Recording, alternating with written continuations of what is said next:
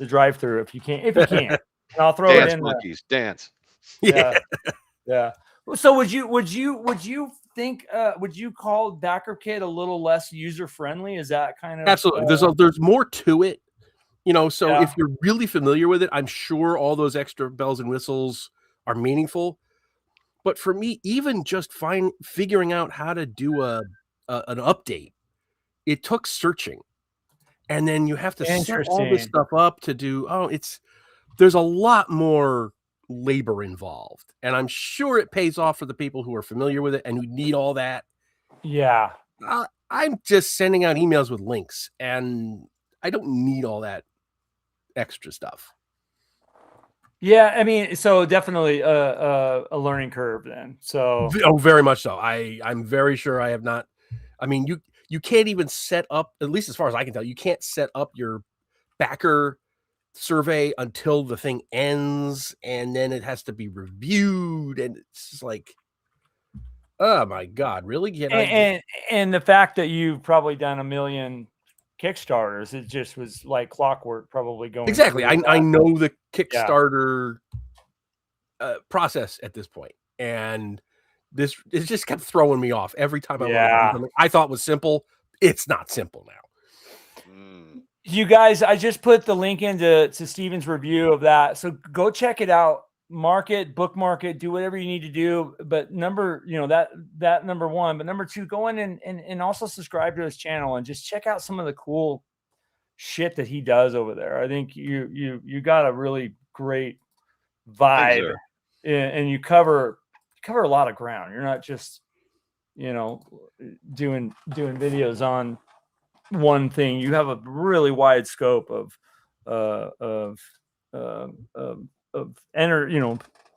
knowledge and entertainment over there. Appreciate it. If you want to be entertained by him reading the book and looking all dapper, you can do that. Or if you want to learn about something, definitely go to his channel. It's definitely worth a watch and a subscribe. Shellback Bow, no, that is not true. Backer Kit is a competitor to Kickstarter. Yeah, and they're not associated at all. No, not at all. And it's funny because Valimir Cleaver, can you bring up Valimir Cleaver's comment? Because there's actually a funny thing associated with that. Okay. About the cartoon. Hang on. Okay. And then this, I just put in the link to your drive-through for Musicland. Who was it again? Valimir Cleaver. Valimir Cleaver. He did a comment about the cartoon. Valimir Cleaver, where are you, buddy? There he is. Freezer has definitely watched that video because he is like quoting the Musicland review at you and asking questions. So it's very funny that you should say that the silly symphony about the musical instruments, because when I got the artist, I actually sent him stills from that as inspiration for what I wanted the music, the living musical instruments to look like. So yes, that is exactly the inspiration for the look of the thing. This is and by the way, another comment from him. Just subscribe to your channel, Steve. I'll check it out after the stream. The thumbnail link video makes me think of BFRPG. Nice. Appreciate it. Thank you very much. And so Ilginsium, I know that's an I. Ijimi-san. Ijimi-san. Yeah. Ijimi-san. Because I'm studying Japanese, that's what I'm thinking it says. He said I was close. So well, he told me on the side that that was the name of his first character that he ever had in gaming. So it's stuff. Was he playing Bushido? Yeah. Answer if you can answer that, that'd be awesome. I think he was. I can't remember what system it was. I want to say it was D&D, but yeah, let us know. I was making a joke because FGU did a Bushido game set in medieval Japan. So that's all. And you played it and were mildly disappointed by it, weren't you? Oh no, I was thinking my friend Pat. My friend Pat went and played it. I think I enjoyed it. I played it once, and I enjoyed it back in like 1983. He just played it at TotalCon, and it wasn't as good. It was fine, but it wasn't as good as he'd hoped for. and man, the comments are just nuts. Yeah, they're I fall behind. I'm really sorry, guys. I am the How could worst. you keep up I with this? squirrel. I'll squirrel and look I at just these added guys, it all to and my then I'll channel, so my people are starting to chime in. It looks like. yeah. Good to see you. Yeah. So Shellback says, who's doing fulfillment for Kickstarter? Who's the fulfillment company for that? There is no single fulfillment company. It's just whoever does the Kickstarter is responsible for fulfillment. Yeah. Kickstarter is just That's- the middleman to get the crowd and Right, their they get the funding money. to the people, and they take the cut. Yeah. Yeah, Super first chat. edition OA. That's what Okay, I so I thought. was I didn't close. want to say that wrong, but I thought it was Oriental Adventures that he was playing. CNC is the best edition of D&D. I will mildly Yeah, I'll disagree push with back that. on that a little. I'd say our Adventures Dark and Deep is, but okay. I'll say AD&D is. How's that? Yeah, big. Adel Monk says Joe Block should be hired by Wizards of the Coast to write all Greyhawk material. His works are the best I've seen since Gygax and his team. And Adel Monk is a stalwart of the OSR. Yes, community. he is everywhere. He is one of the biggest supporters of this channel and a stand-up individual, if I must say so myself. Oh man, we got an edition war going in the There we go.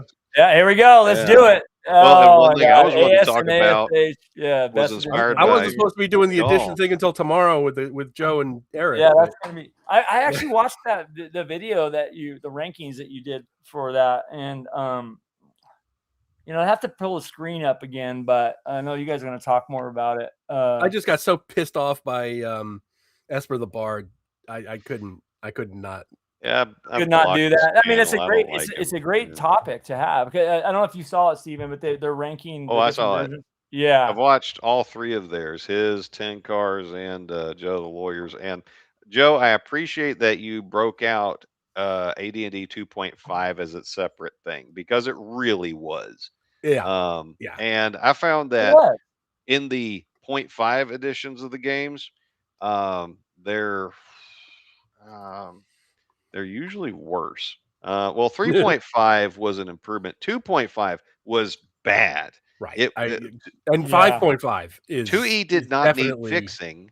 5 could use some fixing, but not like that. Yeah, fix it in the opposite direction. Oh, it's terrible. Yeah. And somebody asked if I'm going to have that at Central New York, my game, and yes, I will. I'll have a table. I'm running games, and I will also have a table where I'm selling some stuff, and I'll sign autographs and all that good stuff. Yeah. So your rankings, I will say where I kind of differed a little bit was I did put AD&D way at the top. I think that's that's there, but I would probably bump down the 2024 version of 5 down even further. Yeah, it's officially 5.5 now, or whatever it is. It's official. Because I think they did take a step back a little bit. I do agree with you too about the advantage and disadvantage. I think that's a great mechanic. Yeah, and it can be ported into any game. Yeah, if you work out the math and you know what the percentages are by doing that, works out to be. Yes, but you can't just use advantage and disadvantage everywhere. Otherwise, it can really skew things. But if you know what the math is, it is a terrific mechanic if you apply it when it should be applied. Yeah. Well, the way you could do it is, you could say, hey, you know what? You guys have not had a rest in 24 hours. You're now making saves at a disadvantage, or I think that fits really well into AD&D. You know what I mean? You could do that. I don't personally do that, but I could see that mechanic is, it's pretty universal. You know what I mean? I think that's one great thing, but second. I mean, you guys played a lot of second edition, right? I know you did. I played a ton of it. Oh yeah. My mother's in college and in the Air Force. That's all we played. Yeah. You see, I started in AD&D, so that has you can't blemish that for me. That's you know what I mean? But the second edition, when it started coming around, we adopted little things and still played it in our first edition game. Like, you had the Rangers source, splat book, and I never really used kits, to be honest with you, but ideas out of it we pulled into our game. So I loved kits. I've used them all the time because they were little things you could do to customize your character, but not so much as like 5e goes off the or 3e went off the deep end doing. There were little adjustments. Now some of them were garbage, and some of them were awesome. So there was like so little quality control done on what got published. Yeah. It was It's funny tough. because when I don't know if either of you remember the old AOL chats, but Of course, yeah. I mean, there that was was an enormous Greyhawk community on AOL, huge. Nice. and I remember doing kits for every country for every class. So there'd be like a Kaeland Ranger, Oh yeah. Allmore Paladin, and stuff. And I don't know if I don't think I did everything, but that was, I was working towards it, and other people were filling in. Ferriondi and the Shield. Yeah, exactly. That, and all that stuff just got lost. Nobody that I am aware of saved those that file section in there. But everybody, Eric Mona was in there. There was just tons of people just keeping Greyhawk alive, because that was the long dark night of the soul for Greyhawk. Was at that time, and it was a very vibrant community, and all that work just disappeared when they shut down AOL, because they didn't tell anybody. It just one day it was gone. It was gone. Yeah. Oh, I almost consider that as one of the golden eras of the Greyhawk community. You know what I mean? I feel like there was so much involvement there. I mean, would you guys agree there as far as AOL? I wasn't into Greyhawk because I think the Greyhawk Time in the Sun had passed just before I got aware of Dungeons and Dragons, and so when I came in, Greyhawk was being run into the ground. And later on, I found the Greyhawk Adventures book, and I was like, "Well, this is actually pretty cool." And so I didn't mess with it, so I can't speak to that one. Yeah. I mean, I think somebody on there said it was only around for 3 years, but man, what a 3 years it was.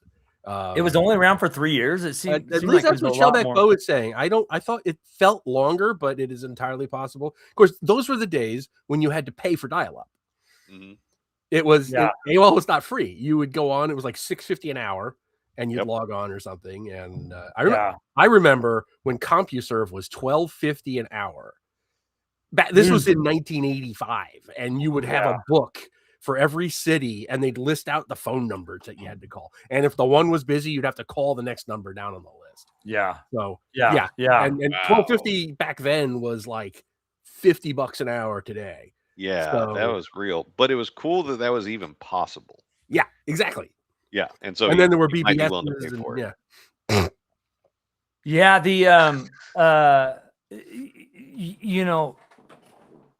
were you guys big into bulletin boards? I was. I did the BBS thing. That was a brief window, because there was that one window between CompuServe and regular internet, and that was BBSs. That was big when I was in the Air Force.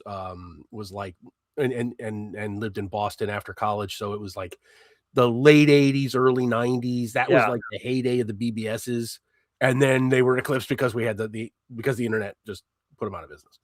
But that's where, what was that one? They actually bought like they made $1 zillion, and then they bought a stadium or something. It was Golden something or other. Wow. I don't know. Somebody in the chat might know. Yeah, it was, and the stadium still is around today. And I think they now have a website or something where they turned the BBS into it. It was like a porn website or something.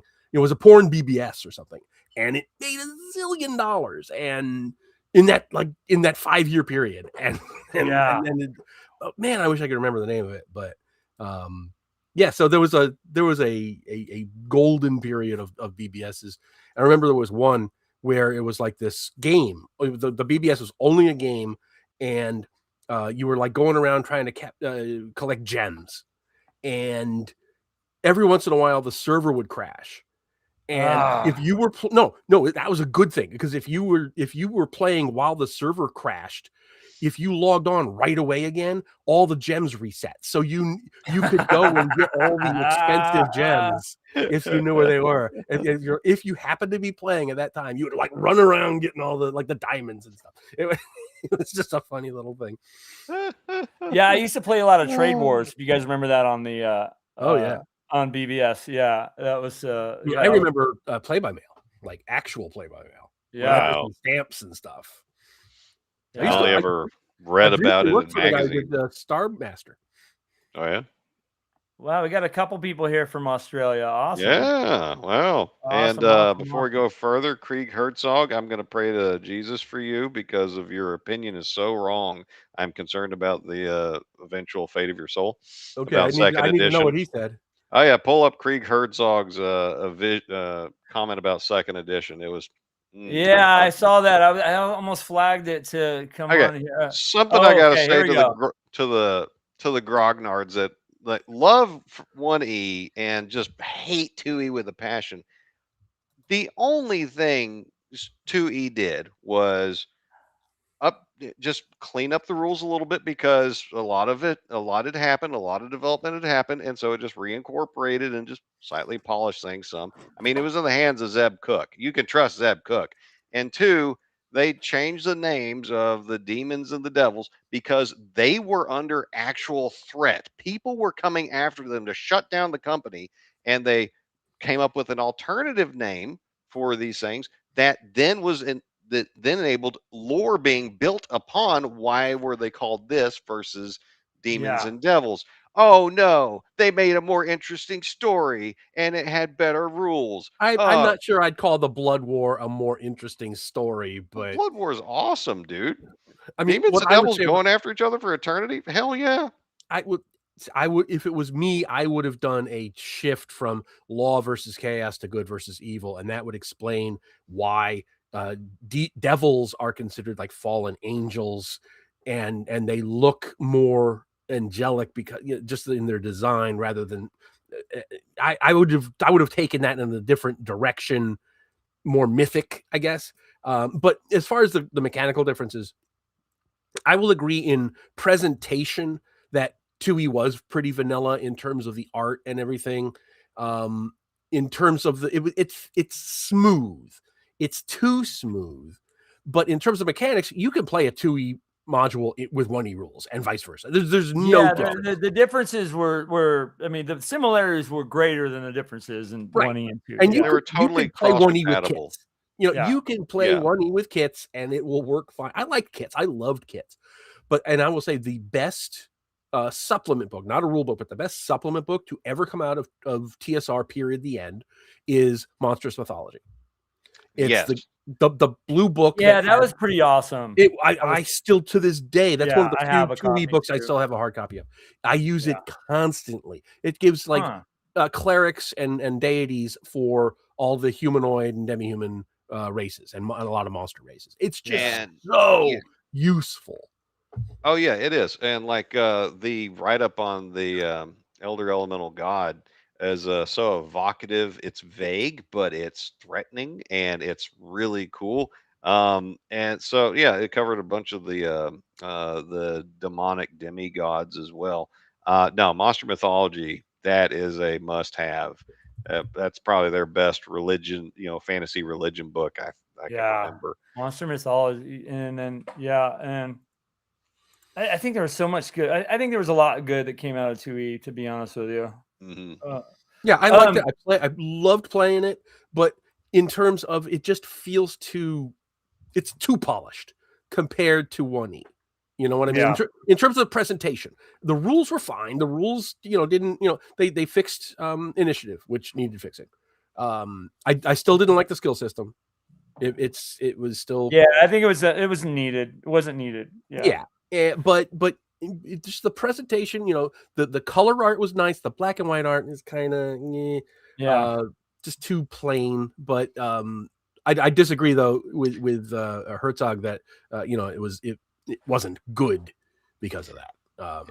You had art. I enjoyed playing it. No, wait a second. 2E had Braum. It had Tony DeTurlizzi. It had the Horsemen of the Art Apocalypse, Easley, Parkinson, Caldwell. It had all those guys. Caldwell's one I don't like, and I'll tell you the reason. Oh, you're going to pick on one. All right, fine. No, I'm specifically because he put in an otherwise serious piece. Caldwell. No, wait, no, not Caldwell. Who am I thinking of? I forget which one it is that puts in like one of the characters will be goofy with crossed eyes, or there's one of the artists who does the black and white stuff, and it's not Clyde Caldwell because he's awesome, but one of the black and white artists that was big in the 2E era, he just throw in these goofy characters in an otherwise serious piece, and it annoyed the hell out. Kind of went to a weird, that, weird trajectory. I know what you're talking Holloway? about. Jim What's that? Holloway? Yes, Holloway. Now, he did a lot of basic stuff, though. Are you sure you're blaming the right edition? I don't remember a lot of Holloway in 2E. In the module, I could be wrong. In the modules, I do. Okay. I seem to remember. I'm misremembering though. I don't know. I remember seeing those, goofy little characters, and it really took me out of it. 2E Ravenloft took its direction from Stephen Fabian. Stephen friggin' Fabian, dude. I'm not knocking 2E. But y'all are saying the art's bad. Well, which art? They gave you every kind of art you could want, and you're complaining about it. Well, then you had art. Well, I guess this isn't really considered Scores of the Slavers. I guess that was considered first edition, wasn't it? It was a compilation for and then you got the horrible art that was in there. I mean things like this. I think you remember this? Oh, yeah. Well, from a distance, it looks good. From a distance, it looks like somebody's. Well, that's where they transformed. They tried to doing that weird. I don't know what the heck they tried doing, but anyways, yeah. Hey, so there's a really great question, and that is coming up a second time. You don't want to keep up with the fist fighting in the edition. No, get Joe ready for his live stream tomorrow. I'm prepping. Hey, you guys are going to have fun tomorrow night. I can't wait to watch. This is the first of 3 live streams in 2 days. So yeah. So there is a question that came up from Verbuiten von Doom, by the way, first time watcher of the show, and appreciate you having on here. He asked, he stated that he's getting back into D&D, and he's doing a AD&D first edition campaign with somebody, and his character, and it's in Greyhawk, which, kudos on a lot of things there.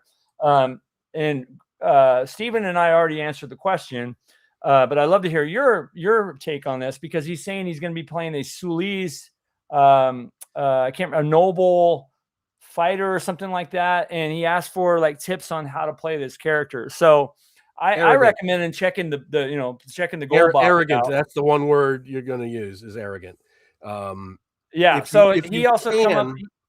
came up in here real quick, Joe. He says, so I referred him over. I said, check out the box set and look under the Sul portion there to learn a little bit about the culture, and refer him to that. So blah blah blah. So he's mentioning he's got a copy of it. He's checking it out. But yeah, talk a little bit about the Sulis. If you're looking for a detailed account of the Sulois, it's Scarlet Brotherhood. They have an exhaustive history. They go into all kinds of things about society and so forth, because it's not just about the Scarlet Brotherhood. They are the Sulois supremacists, pretty much. Yeah, they cover a bunch of stuff. And if you're playing a Sulois character and you really want to lean into that, then that is the source book you want to get. You might also find a lot of good stuff in the Elric of Melniboné books, because the Melnibonéans are sort of analogous to the Sulois. Yeah, they're all they're very pale skin. They're albino. Right, pale skin, silvery blonde hair, arrogant sons of bitches that have a lot of magical power. So yeah, you're going to find a lot of parallels there. Yeah, but that's that's it. And in Greyhawk, there's very few pureblood Sulois anymore. Mostly inbred with Iridians and that kind of thing. So there's a lot of cross exactly contamination there. As far as nobody's purebred, I think in Greyhawk. I mean, there's no, Well, you get some, like in the Filronian Peninsula, the Viking type barbarians. They're mostly pure Sulois. There's a lot. The Duchy of Ten is pretty much pure Flan. The Baklunish, obviously, but there's some in there, but mostly it's a mix of like Sul and Iridian, and Yeah. to differing degrees. Yeah, I think you can get. He says, "Awesome, thank you." And we kind of, before you got on, we talked a lot about this, but I will say that's something I didn't even think of referring him to is go on, and I think drive through. You can get a copy of. Absolutely, yeah. It's certainly available as PDF. I don't know if it's print on demand, but it's definitely PDF. Yeah. I think most of everything now, a lot of the older stuff is on there. Yeah. So some of the PDFs, as I understand it, are not the best subpar quality, but they're legible. Yeah. Yeah. Well, since we got a lull, another shot at the 1E fanboy. What are you mad that 2E what's everybody drinking? Has a functional psionic system? Is that what you're mad about? No, I agree with Gary Gygax, who invented the game, who said that he regretted including psionics and that it belonged more properly in a science fiction game. If I wrote psionics like he did, I would regret it too. Well, because 2E gave you a Scion class, didn't they, or something like that? Yes, yeah. And Steve Winter did a great job making it work. It's my favorite class. But so what's everybody drinking? Well, I've made it through a few things. I made a gin and tonic using kumquat juice instead of lime juice. I finished off my gooseberry wine. There wasn't much left. And a friend had brought over some Chardonnay from the Pacific Northwest that I was about to start on. So my usual Coors Light. I was gonna say I'd give away a free first edition module if somebody could guess what you're drinking, but I guess we blew it. Here, one of these guys right here. Yeah, and I just got the standard non-killing you bourbon. So it's called a Kentucky 74. Yeah, I agree with a lot of your list. I just would have kicked down a couple things. I do like OD&D, and I do. You made a comment, and I love to hear your opinion on this, Stephen. I've ran a lot of games in OD&D. Did I learn OD&D first before first edition? No, I did not. I didn't play it. That wasn't the first thing I bought. It was first edition. Even though the first game I ever played, we didn't even have the rule books, didn't even know what we were doing. But OD&D is tough. You're right. But playing another system, then going to OD&D, and then you're like, I can understand. That's pretty much it. Because if you're playing OD&D with the supplement books, mechanically, it's not too far away from AD&D. Yeah, it's super close. Yeah, right. But it's just a couple little nuances. It was actually the first one I bought. I bought the white box before I played, and I had been playing war games, so I'm a war gamer. I know what I'm doing, and it was impenetrable to my 13-year-old brain. But I bought Holmes Basic, and then it all it clicked, and because Holmes Basic is so well structured for teaching you how to play. I it's funny. I ran a game where you guys are going to hate me for this. I ran a game where one of the paladins rolled psionics in OD&D. That was tough to try to figure out. That was pretty tough because I play. I'll allow it if you make the roll. And he was a very kind of a low. I think I can't remember the word they use for your attack, whatever, or your psionic level, your psionic ability. I think is what they call it. And he had a very low, so he couldn't do a lot of things, but kind of opened him up for attacks, really more than anything. But that's just it. So the way 1E psionics is structured, it's only useful against other people with psionics. So it's if a really bad system demon or something, it's fine. Like they should just left it out. It did. If something's going to be that clunky and unwieldy, just don't. Did you need the page count dedicated to it? The only reason it was included is because a bunch of guys drove to Gary's house and asked him to include it. That's the story I heard. And I remember Stephen Marsh said that he came up with it, so maybe there was some friendship thing. Like maybe he was like, or maybe maybe Gary asked him to do it. I don't know what the whole thing was, but and in fact, because Adventures Dark and Deep does not have psionics, I had to invent the Psychic Strike, which takes the place of the one attack form in psionics that would affect non-psionic people, because otherwise you're robbing like demons and devils or Tenari and whatever Yeah. of a very powerful attack. So I had to add that in to make up for the fact that I don't have psionics, because otherwise I'd have to redo all the XP, and I don't want to have to do that. Yeah, RPG Grandma Science confused a lot of people from first edition AD&D because it was a terribly written system. Those people did not go on to read the second edition, uh, Tackling of Psionics, which just made it a proficiency check. It's just an ability check with some rules. So it's less Yeah. reliable than Magic, but I keep hearing the tired old line, everybody's, all psionics are overpowered. They got to be banned. Oh my God. No psionic can replicate the power of a fireball. No, A see, third for me, level that spell. is not my issue with psionics. It's superfluous.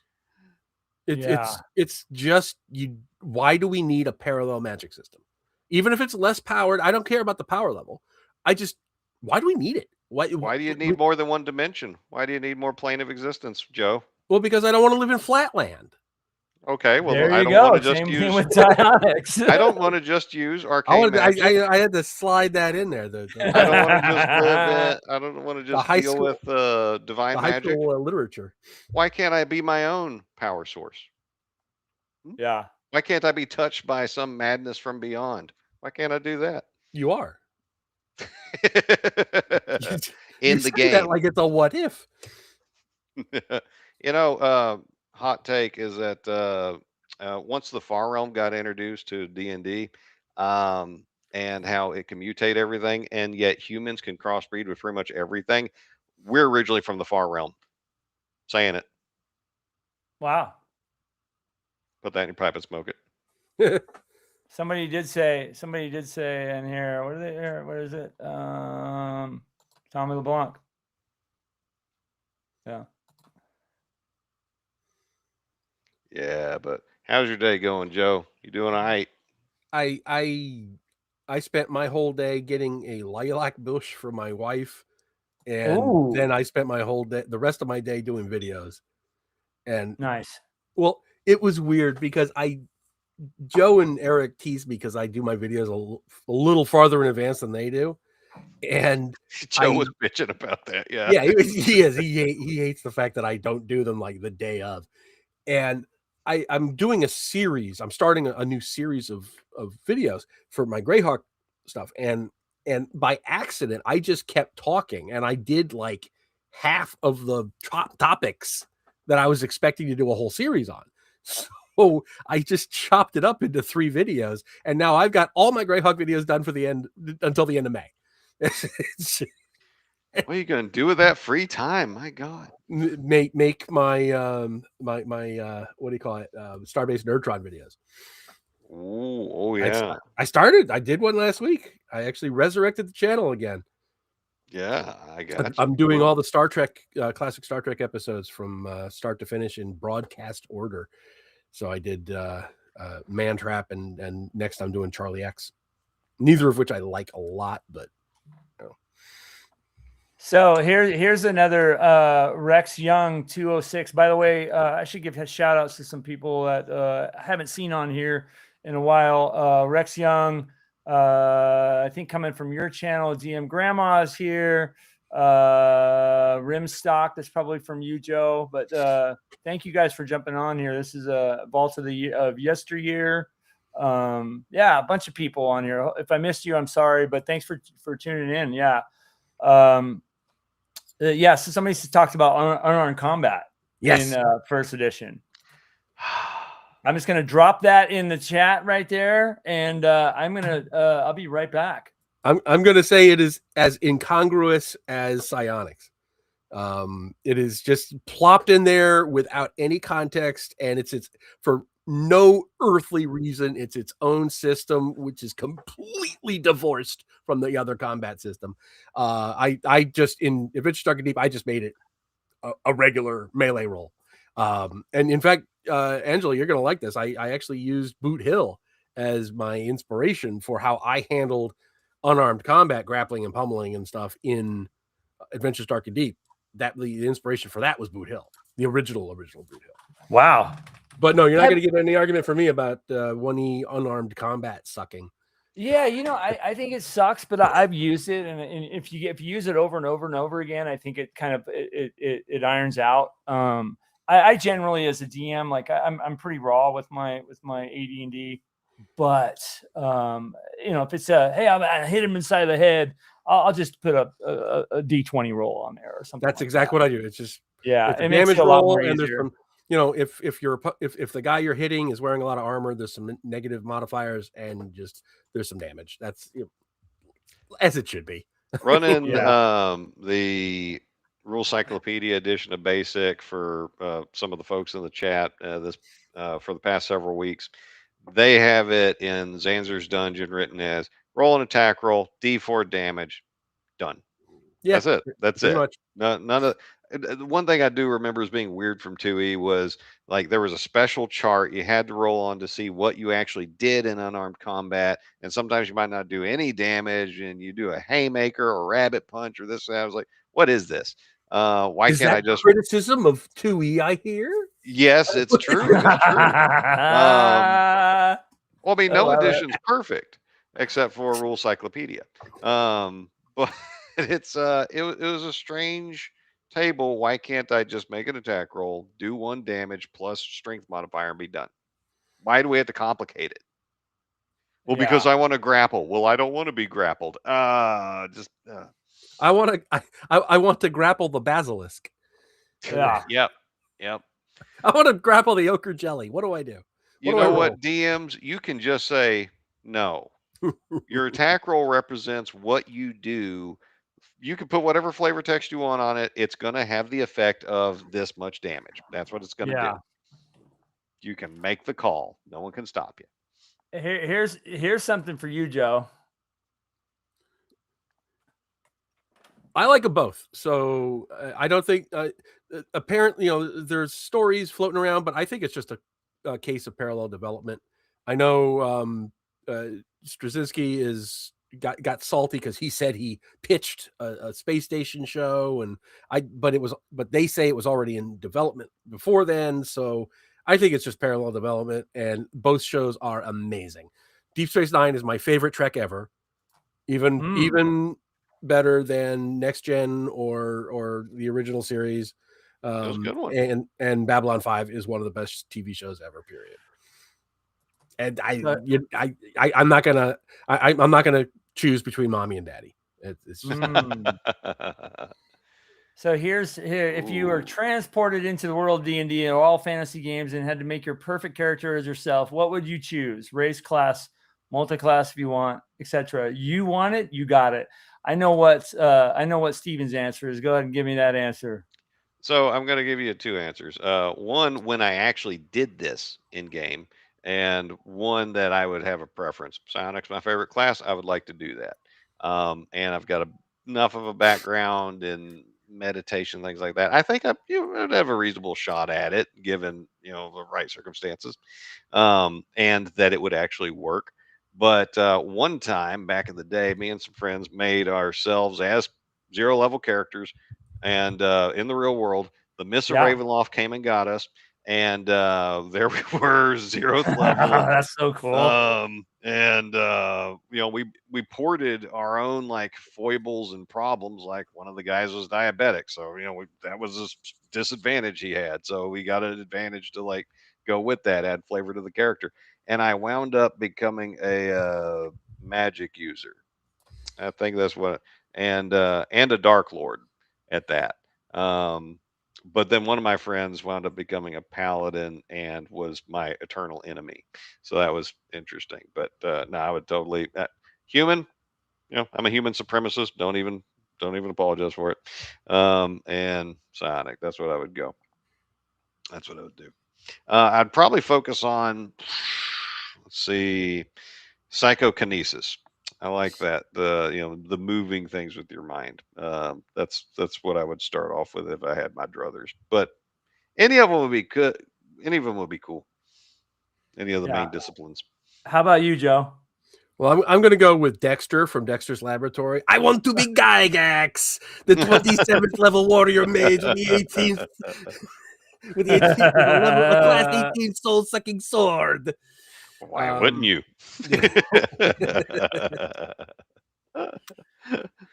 Well, my answer, I've said this on the show before. I'd be a human paladin. I'm lawful good in real life, so yeah. I think I'd stick with that.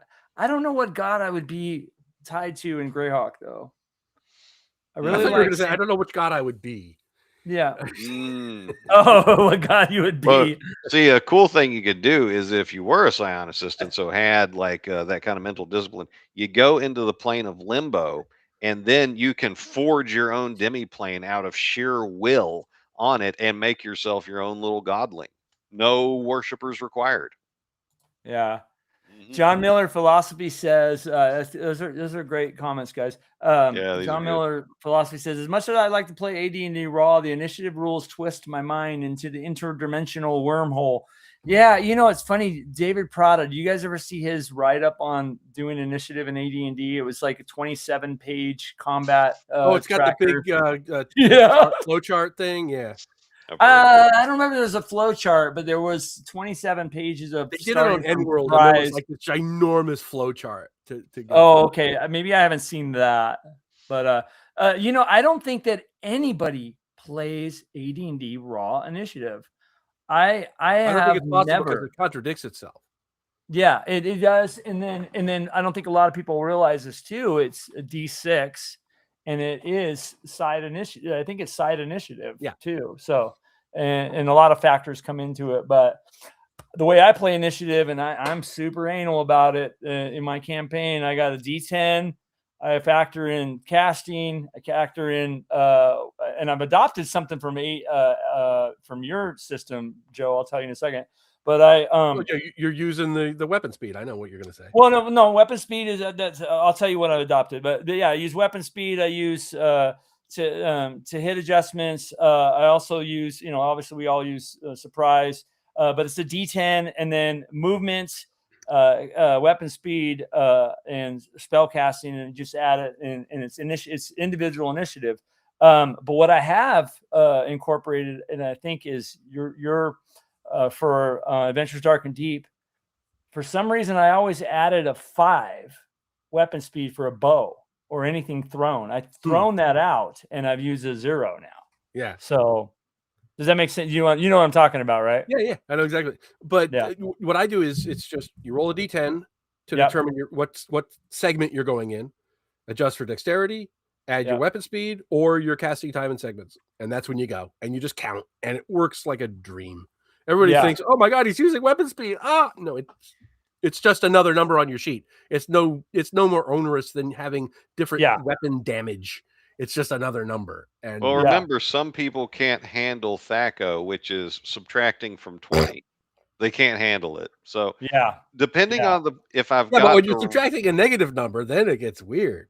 Well, if you subtract a negative, then it goes up. I'm being facetious. Yeah. I know, but if I've got the right players who are like actually know the rules and are interested in following them and want to get into it, I would totally do all the weapon speed, this, that, and the other.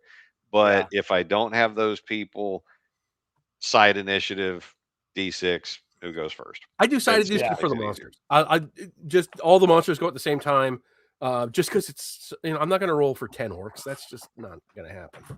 Smart. Yeah, it's my current group, my Greyhawk campaign, Hamlet Dark, that I run every Wednesday. They're all good. Number Hamlet. What's that? More Hamlet. No, they're not. Why are you doing Hamlet? Yeah. For the love of God! Why aren't you in the bone marches?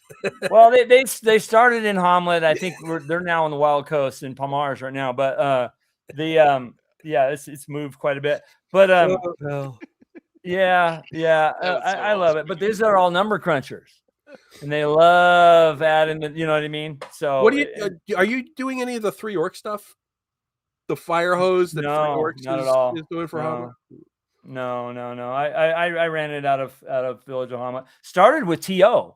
Matter of fact, there you go. T0, your module, and that brought them to Hamlet for a reason, and then all things happened there.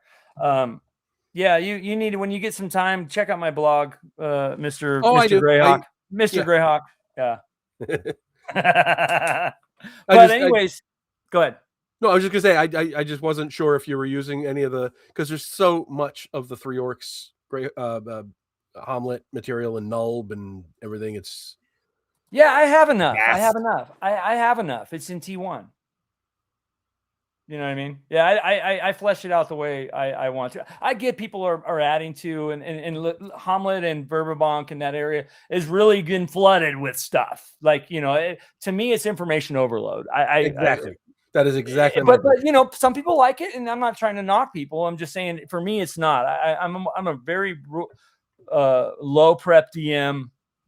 Boom. I just need to know what's happening in the area, what the NPCs' names are, what their motivations are, the factions that are in the area, and the rest of the players will tell the story. You know what I mean? And it's funny because I was actually planning on doing some more stuff around the Temple of Elemental Evil. And then 3 or 4 people just started publishing mountains of material. I'm like, I'm out. I'll do something else. Well, I mean, it was a starting point for a lot of things. So, I mean, obviously it's, and I'll say this too. It's, when you think of Greyhawk, you think of, I bet you the most, the most, not information, but the you know, I guess people's knowledge surrounds that province. Well, so many people started with So I think it's a natural, like, think of the Shieldlands. What do people know about that? Not a lot of people know about the Shieldlands, you know, or I was going to do one that, you know, when you're done with the Temple of Elemental Evil, it would be a bridge to Lost Caverns of Solachkoth. I remember you talking about that. No slave lords. It would take you from straight from there to there. Elemental Evil to Solachkoth. It would be. There's a connection there, though. There's a connection. There's a lot of connections. There's a huge connection there. Yeah. So, but that's on indefinite hold until people stop doing Temple of Elemental Evil stuff, because I don't want to get lost in the flood of noise. Honestly. Yeah. There's a lot of, wow, man. There's the comments went crazy. Cody KNR is here. You say everybody's saying hello, hi. I want to go to a comment that somebody said when I said Paladin. Dragon Magazine did a brilliant article called "The Plethora of Paladins." I've talked about. Yes, I remember that one. Yeah. I've talked about this rim stock so many times on the show, because I will tell you that issue, and I just so happen to have it right here, is one of my favorite issues in Dragon. This is issue number 106. It does have that article, "The Plethora of Paladins." I pronounced it correctly, guys. The plethora, right? Or the plethora? No. Anyways, that article's in here. I love it. And it does have the different types of paladins for every different right. Just and I'll tell you guys what, in my campaign there was a lawful neutral paladin. We used it out of this. So fun stuff. If you know, one thing I love about AD&D is, you know, pull some of the cool stuff out of Dragon Magazine in there. You know, yeah, that's what I love about it. So but anyways, so that's that article that he brought up. I just wanted to bring it up. And I mean, I honestly don't see the point of having 9 different paladin classes. That's, you know, having one that's completely oppositional to the lawful good paladin. I did that with the Blackguard. I can see having that, the anti-paladin. Yeah. They did that anti-paladin, I think it was in 29 of Dragon. Something like that. Yeah, it was done a couple times, I think. Yeah, and, you know, I can see that because it's archetypical. But having 9 of them, that's what the Cavalier is. You know, if you want a lawful neutral paladin, you play a Cavalier, and you don't have spells. Okay, call it a day. Ta-da! Well, they're a little OP too, because if you, like, for instance, the Lion, which I know the most of because I did have a player that was running one, and matter of fact, this is the 3rd that I've had over 40 years of DMing. Players play this. And, at high levels, they start being able to cast magic user spells from their god. And, that particular, the Lion, the lawful neutral one, which in this case, he was a lawful neutral of St. Cuthbert. It works really well for our campaign, but, they don't start at being able to heal. They don't have the ability to the Holy Sword ability. They don't have, there's a lot of give or take, so they're not really a paladin. You know what I mean? They're not. and they're stripped of a lot So of they're a those abilities. subclass of Cavalier. That could be that's a Yeah. really good way. I never thought of that, to be honest with you. Mhm. Never thought of that. Yeah. Yeah, and the Lions they're nasty. First level to get to second level at 5,000 XP. They're a super tough class to play. But yeah, and they're D12, by the way, hit die. Anyways, but wow. yeah, I love this, and also this magazine too. It's probably my favorite cover art from Parkinson. Parkinson. Yeah, Probably. Yeah. yeah. I think he was probably the best of Keith the Parkinson, four yeah. horsemen. Him, Elmore, easily, Oh, I got to and go with Elmore. Caldwell. I got to go with But, Elmore or Caldwell. I mean, I think Elmore is probably the least technically talented one of the group. But really? even him, well, if you look at his compositions, they're simpler. There's not Yeah. as detailed. They're not as complex. Now he would whip any one of us even today when he's like old and doesn't care anymore. He's still like it. This is like who's the tallest giant is what we're talking about at this point. I But loved Elmer's work. He was, yeah. And then I would say like Caldwell and Easley are tied, though Easley could really make some bad stuff. Like the cover of Thieves Challenge 2 was an Easley, and it's Yeah. terrible. And there's this dragon off in the back doing this. There's no dragon in the module, and I know they've just recycled the art they already had for a bunch of their more generic stuff, but it was not a good composition. Which one did the covers for Dragonlance? Elmore. That's that was where I Elmore. get my love of Elmore was from. Yeah, no, he's great. But if you look at Parkinson, his level of detail is, I think, the most superior of the four. Though all of them are great. Don't get me wrong. And it's funny, I forget which one it was, but several years ago, I went to one of their websites because I was thinking about commissioning a piece, and on there, there's like a little disclaimer says, "I like painting pretty women who have large breasts and are scantily clad. If you don't like that, go somewhere else." That could be any one of them, dude. I know. I don't remember which one it was, but it was like literally this. That's D&D was on his better website. when there was big old honkers and metal hair on their women. Oh my God, metal hair. Yes. Bring it back and see what happens. Proud little thief. That's what I have hanging up here. And I think now Elmore, or not Elmore, but Larry Elmore. At this point, he's retired and just paints what he wants to. So if he'll take a commission, he's going to give you the FU price of like, yeah, 10 grand. Yeah, I'll do it for 10 grand, maybe.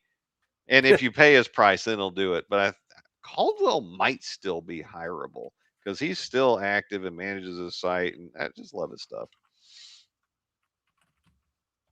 Yeah. You guys were pretty big. You know, one thing you talked about, you talked about Dragonlance. I never got into Dragonlance. I read the novels, the first 3 or 4. I never got into any, and I never read beyond that. Never really got into the modules, to be honest with you, even though I probably have every one of them. But yeah, I never got into that world. I know, Joe, you were a big fan. But, yeah, definitely a big fan of it back in the day. I just thought it was just so well put together. The novels, the world itself. The modules were very problematic because of the obvious, what happens if Raceland dies in DL2? Yeah. You need him in DL3, so he's coming back. And that, in fact, I did an interview with him not too long ago, and he acknowledged that was the problem, because they were blazing the trail. They'd never done this before, so they didn't really have answers to that kind of question. And I can be very forgiving because that was brand new stuff. But I tell you what, the first edition AD&D hardcore or hardback Dragonlance Adventure book, that thing is an awesome setting book, and the unique classes for Kryn, the unique races for Kryn. I would run a game with in that with the today. magic users, with the different moons. That was so very, very well done. I don't understand. I don't understand why they never made a movie about that. They did. Well, I mean, the first, I mean, that one, it was like the animated movie. first The animated half- movie. I loved that animated No, movie. it was good. The I did But I too. voice mean, why cast did they in that not make movie, like a my live God. action movie? Yeah. Ridiculous.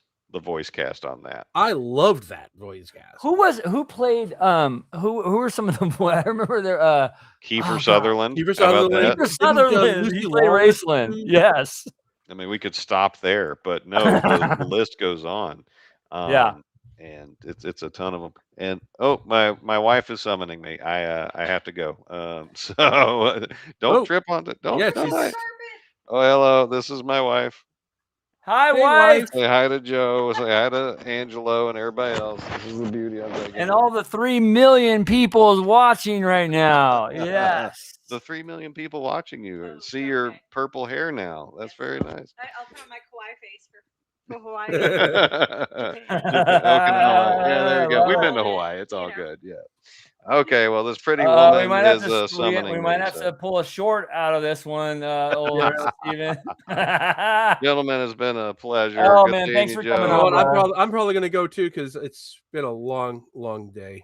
All right, you guys. Yeah, I'll stay on for a couple minutes here and close up. But yeah, thank you guys so much for jumping on. You know, that's what this is, the Saturday night hangout. As a real quick before you guys all jump off, as you know, we are streaming from Stephen Clement's channel here. If you're not a member of his channel, go on there. Check out some of his cool shit on there. Check out both of their channels. Sub to both. If you're watching this on mine, do both of them. Yeah. Like, subscribe, do the whole bit. The whole bit. My Yeah, folks on Rumble, go check them out on YouTube. They're worth Google spying on you. Believe me. Yeah. The DM and Friends, Stephen Clements, and Greyhawk Grognard. You can't miss us on YouTube. So Come on, Joe. yeah, Gun do that. show. Do some, The one thing I will show though is my shirt. Oh, no. Look at that. For those who know, it was only bad for one attendee. Just one. Everybody else had a great time. I love that movie. My God, I love that movie. Christopher Lee was so good in that. I gotta go. Quit dragging me back in. All right. Oh, I I have one final question for you, Steven. Yeah. No, just joking. Take care, man. I'll talk with you later. In the chat. It was great talking to you, even the ones I argued with. Nice. Bye. And Greyhawk Grognard, you guys be sure to. We were talking Greyhawk tonight, and I will say this, and I'm gonna make you blush, my friend, but he is one of the biggest. If you want us to talk about knowledge in the world of Greyhawk, go to his channel, guys. Check out all of his freaking videos. He goes into deep dives into all kinds of cool areas or things, situations, timelines, deep dives into all kinds of just avenues within Greyhawk. Go and check his stuff out. Thank you. I'll tell you what, he's in the top 3. And I won't name the other 2, but he's in the top 3. If I ever have a Greyhawk question, I ask this individual right here. So, thank you so much. Yeah. And fracking Cylon. Before I leave, I'm guessing the question mark is what my shirt is. It's there's a movie called The Wicker Man. Look it up. And with that, I shall take my leave. Have a great night. All right, man. Take care of yourself. Have a good one, dude. You too. All right. Very fun. Very fun. Yep. He says here's you say Greyhawk Grognard is my spirit's animal. I love it. Yes. Very cool, guys. Thanks for those 2 dudes are they're definite friends, and we have a lot of good times. Stephen Clements, if you go to his channel, if you've ever seen some of he's an intellectual and does some really great deep dives on modules. Also does some really cool movie reviews and read. He's got a whole. Well, let me show you real quick. You guys all can still hear me, right?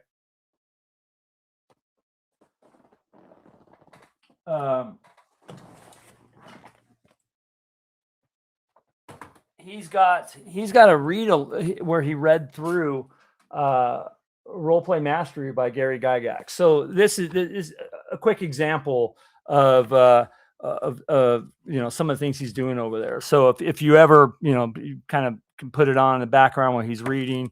Me and him are actually going to go through chapter to chapter real soon here and reference his readings and go through this book, which I think is great. I mean, there's some. It was written a while ago, okay? So there's some really great stuff in there as far as for role play mastery for DMs and players. So he did a whole series on that. So you guys should go check that out. Audio is loud and clear. Good. Thank you guys so much. Yeah, and I'm gonna stay on for a little longer and just probably babble. I'm sure it's still streaming on their channels, even though they left. That's how Restream works. But yeah, check out his stuff. And then, obviously Greyhawk Ragnar, he's been around for a long time and he's one of the authorities, I would call it. That was the word I was looking for, was authority on, in the world of Greyhawk, and very old school, very, he gets into he's written some stuff for 5e and kind of converting stuff into some of the newer, NSR, if you want to call it that. But really his roots are, the gold box and the folio, kind of like mine. So we're definitely lovers of that world. So let me go to some of the comments here. For Buten von Doom. Thank you for hospitality, kind Sir Angela. Yeah, you come back, man. I do live streams. God, I do them 3 times a week now. And I'll tell you guys who some of the guests are coming this next week. I'll tell you guys now. How's that? I was hoping to do a show on Monday. I have to work at the fire department, a shift that night. So I'm not going to do a May the 4th, which I was hoping to, because that is, obviously that's, May the 4th, Star Wars. And I'm a huge Star Wars fan.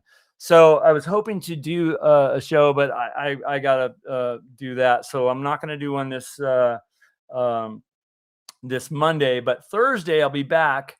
And gonna be doing I have Jim, and I'm gonna mess his last name up, but Jim Wampler, is that how you say it? Those of you guys that know who he is, he's a really cool dude. And I know he pronounces it a little different. I just always call him Jim.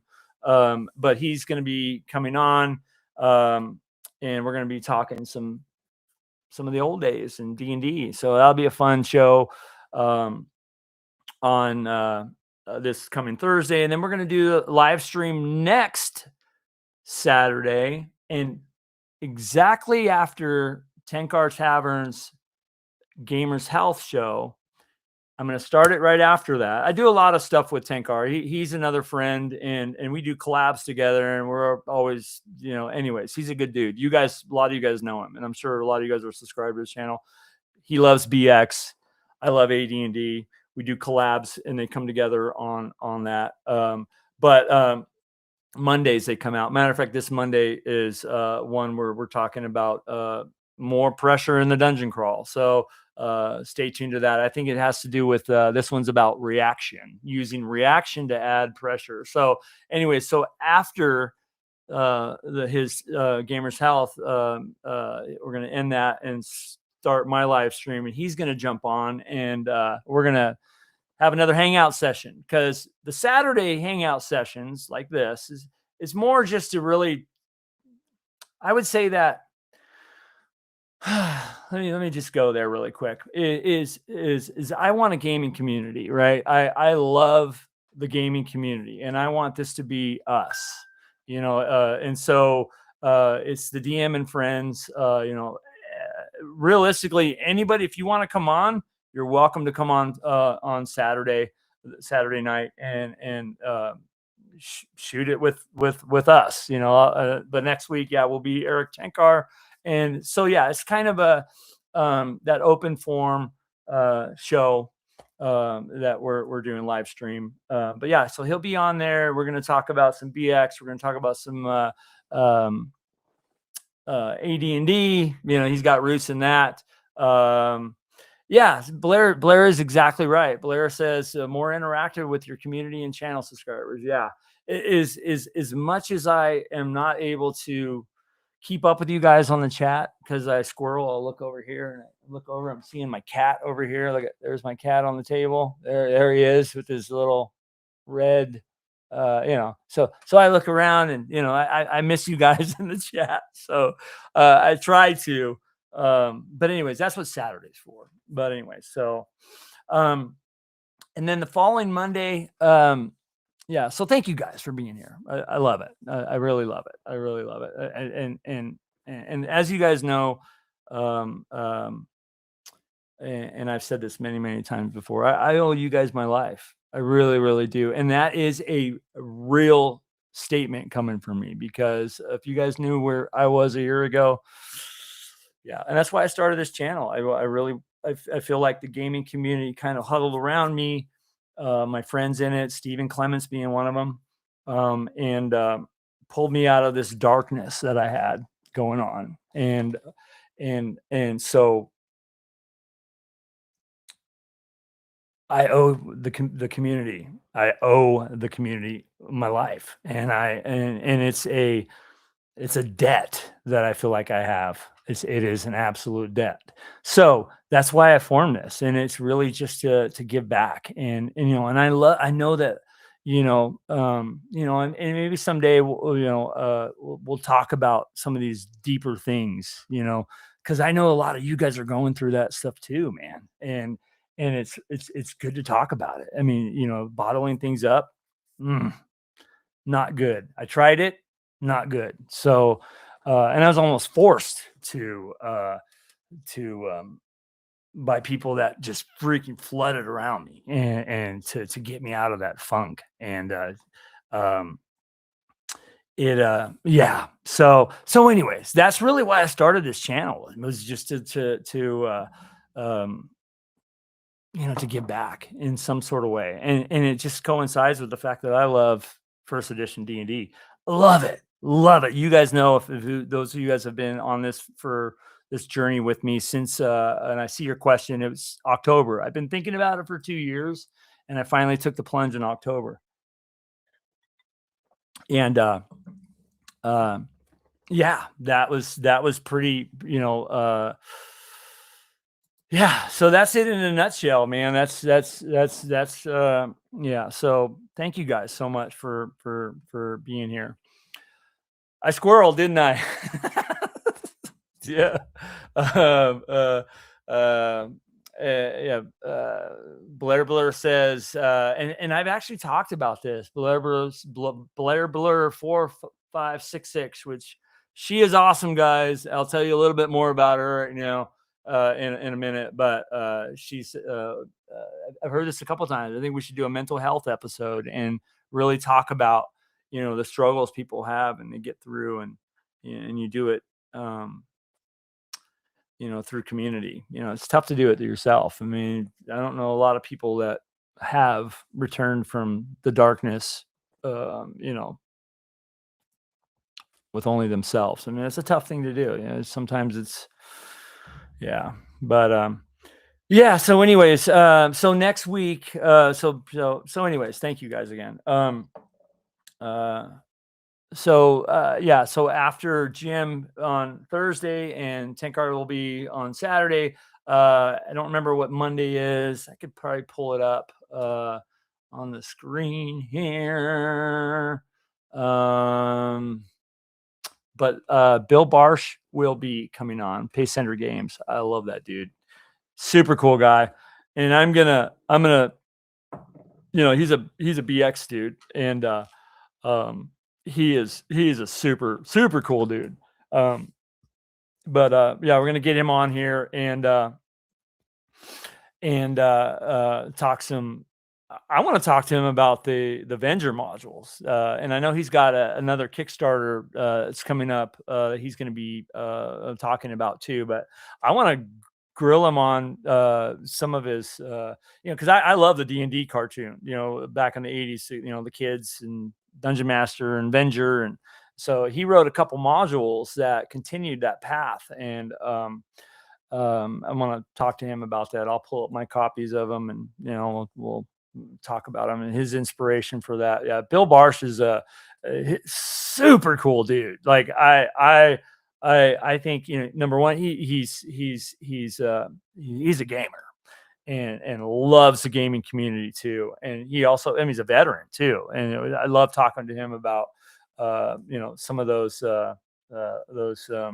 aspects in his life. I don't know if we'll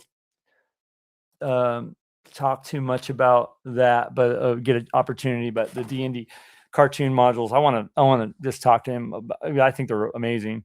So, yeah. So Bill Barsh is going to be then, and then we'll have another hangout. Like I said, I don't remember what Monday is, but and then after that, working on getting that following Monday. I think let me see what the date is on that.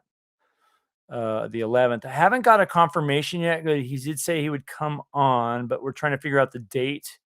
But I'm going to get Jay Scott on here, and another authority of Greyhawk. You guys know, those of you guys that Lord Gasumba.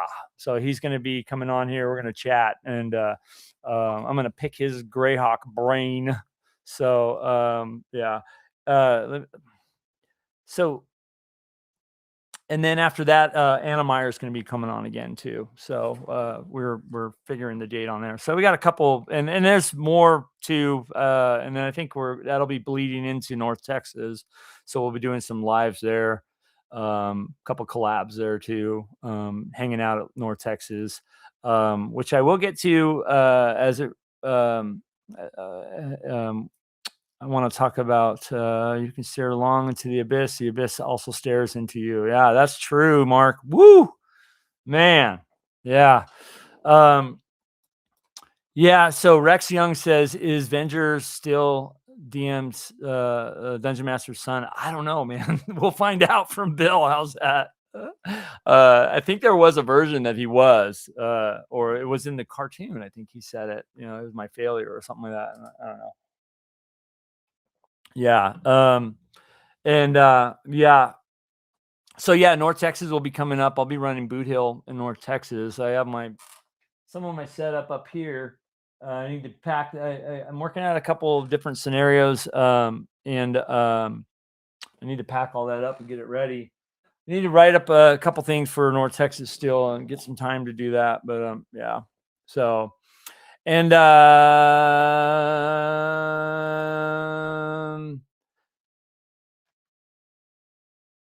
me see what we got here. So interesting thing. I do see Blair Blur in here, and I wanted to give a shout out to her because those of you guys that have been in this channel, you know, she's a huge supporter of the channel and going to be, if I'm not mistaken, Blair, you've never played D&D, or you have? Why don't you tell me in the chat?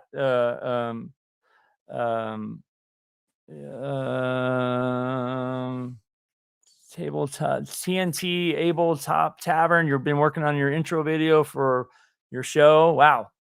Since 11 a.m. Wow, that's a long time. Jeez. I don't do any intros on my stuff. It's I don't know if you guys, those of you guys have seen my videos. I'm just raw with it.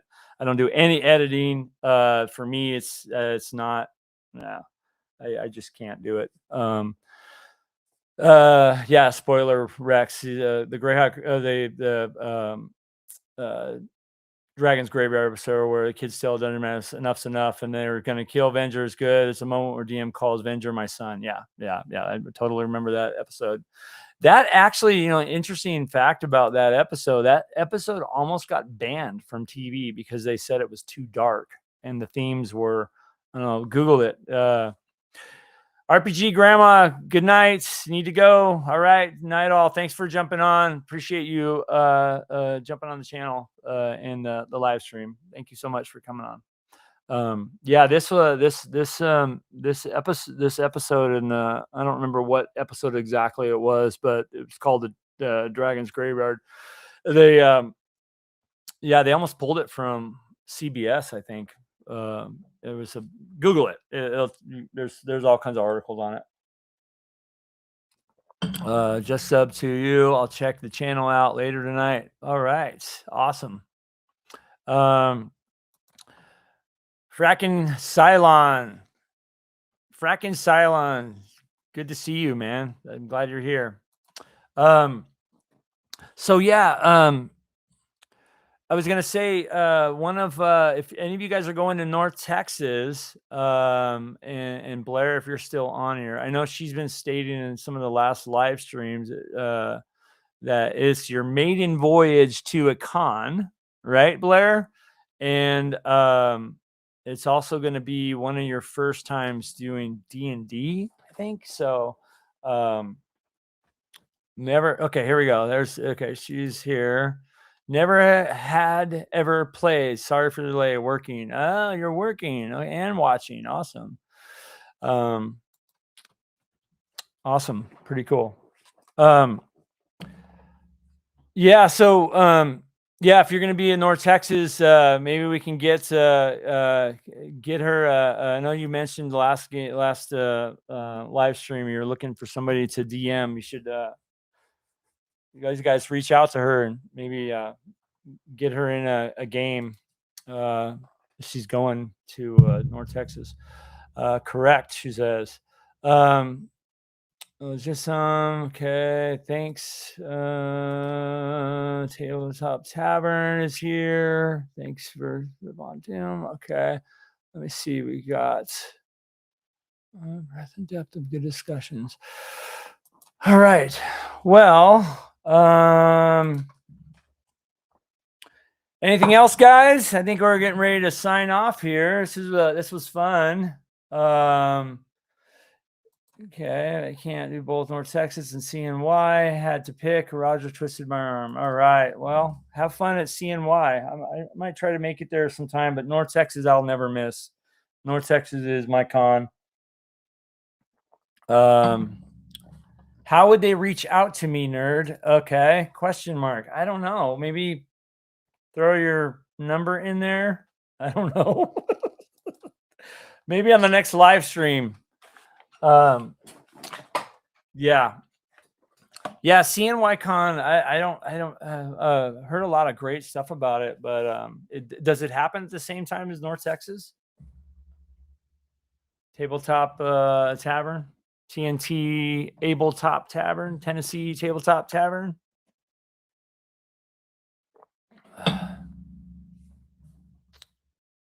Yeah, I don't know much about it. So, all right, well.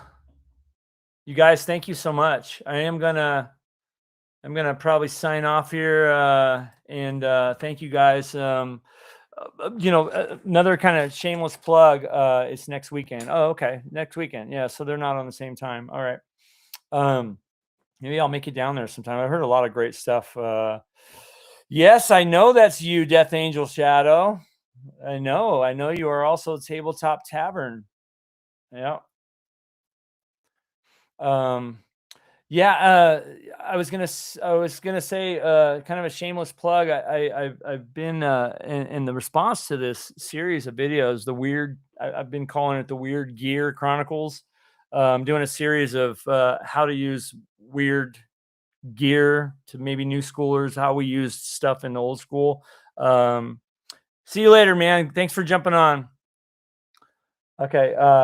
Yeah, check out some of the latest. It's a playlist called the Weird Gear Chronicles. I just did one today on iron spikes and hammers.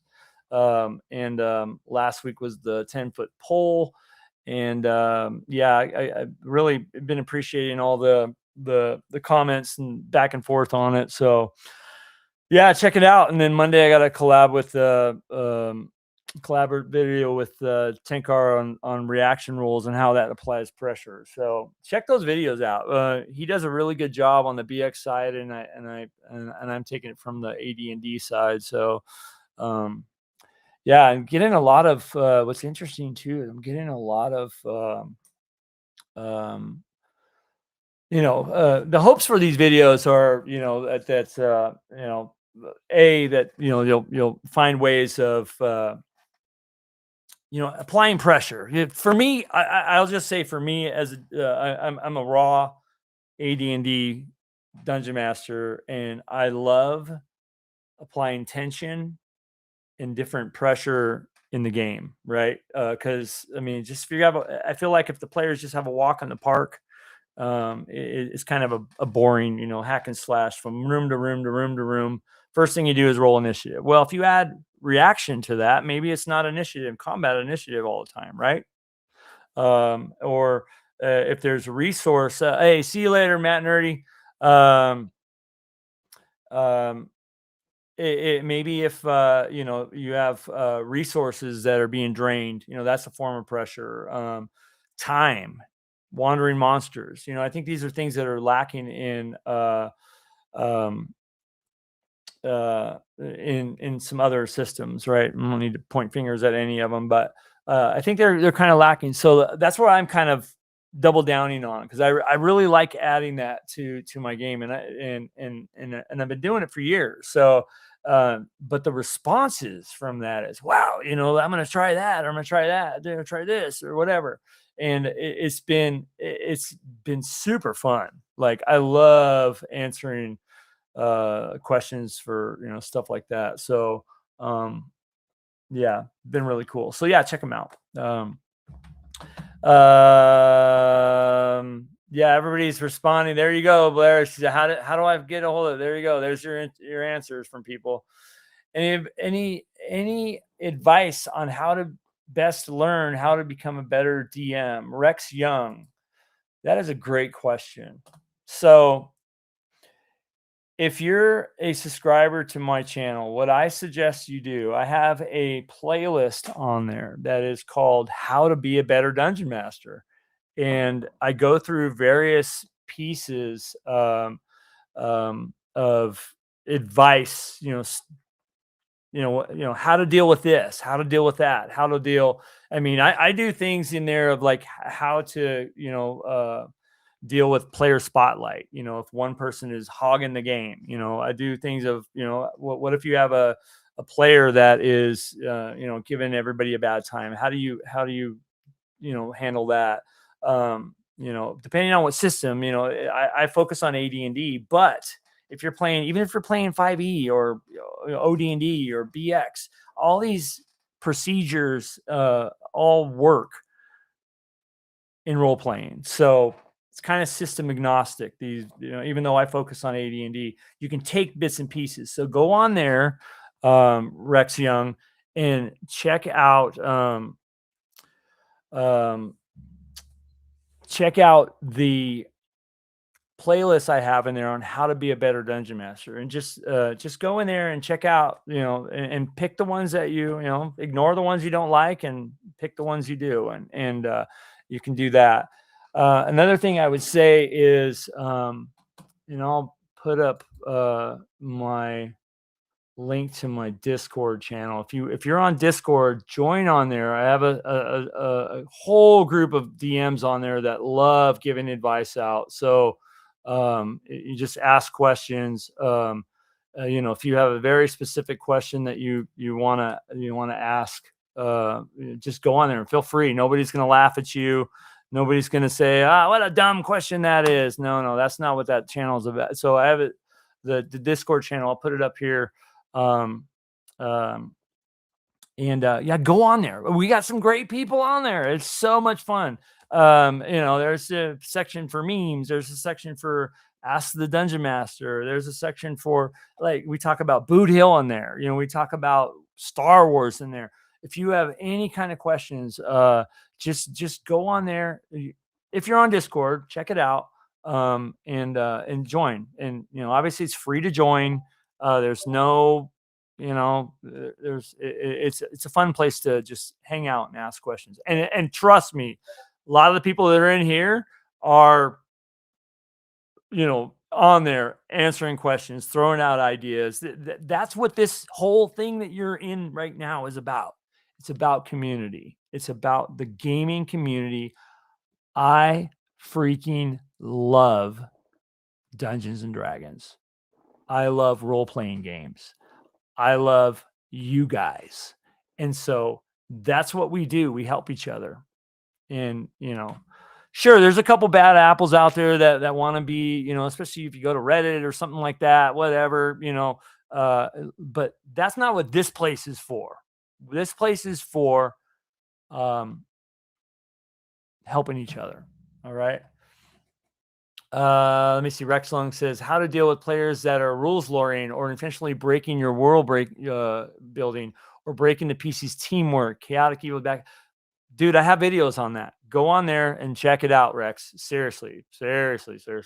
Shark YQ5RP says chomp chomp. Chomp chomp. I love it, dude. That's super cool.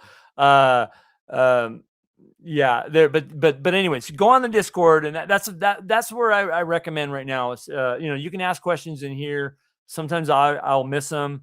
Some of the community will answer them, but go on there if you want more of a kind of a slower paced answers.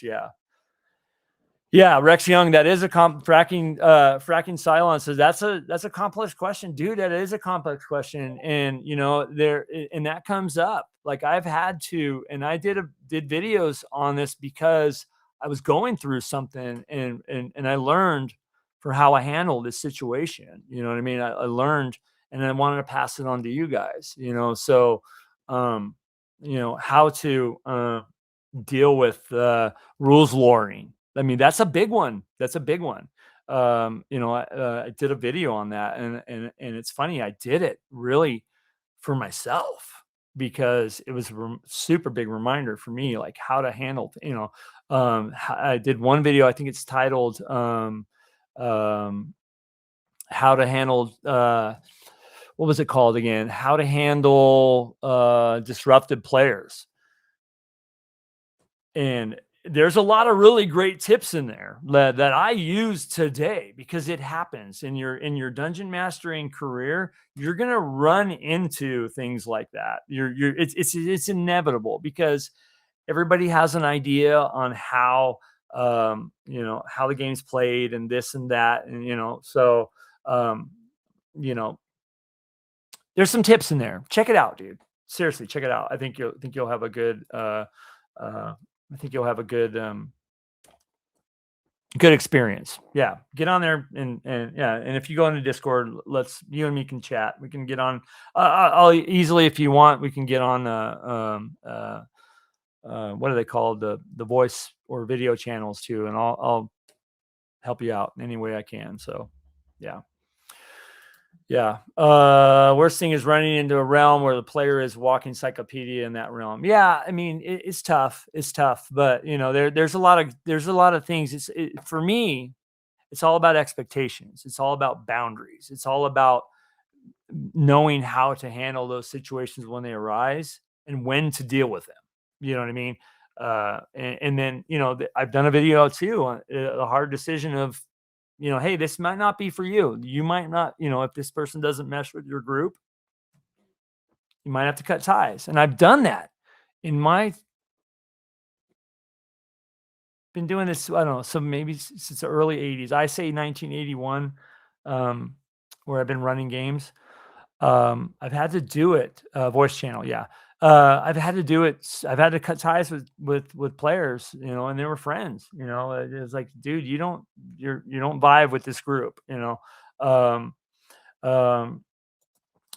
I've had to do it. So I put a couple tips and pointers and ways that I've handled it. All I can do is pass on my experience. Doesn't mean that I'm the ultimate authority on how to handle situations, because I will tell you what, 9 times out of 10, I learn from a situation and I usually handle it wrong and I come back. I mean, I don't know if that's the right number, but like a recent experience, like I handled it totally wrong on a very kind of rules lawyering. I did a video, yeah.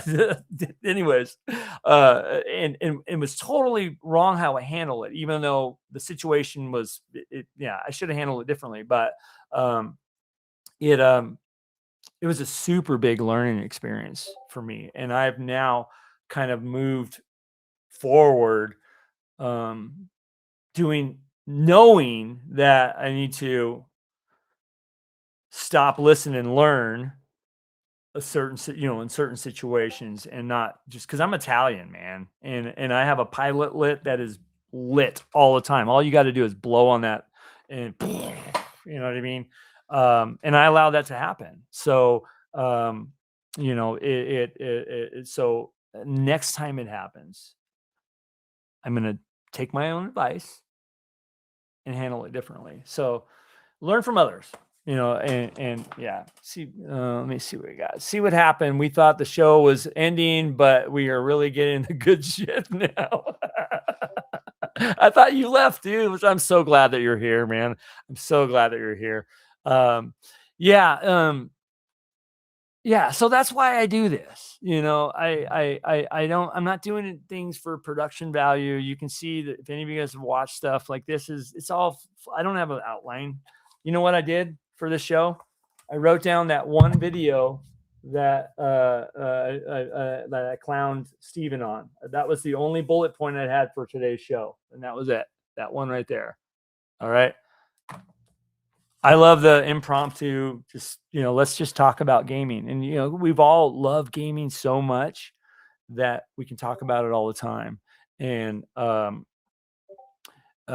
know, there's always great questions that we, you know, I mean, conversations we can have. I mean, with Joe and Steven and, you know, Chris is on here a lot too. I mean, these are great guys, man, that have a lot of experience.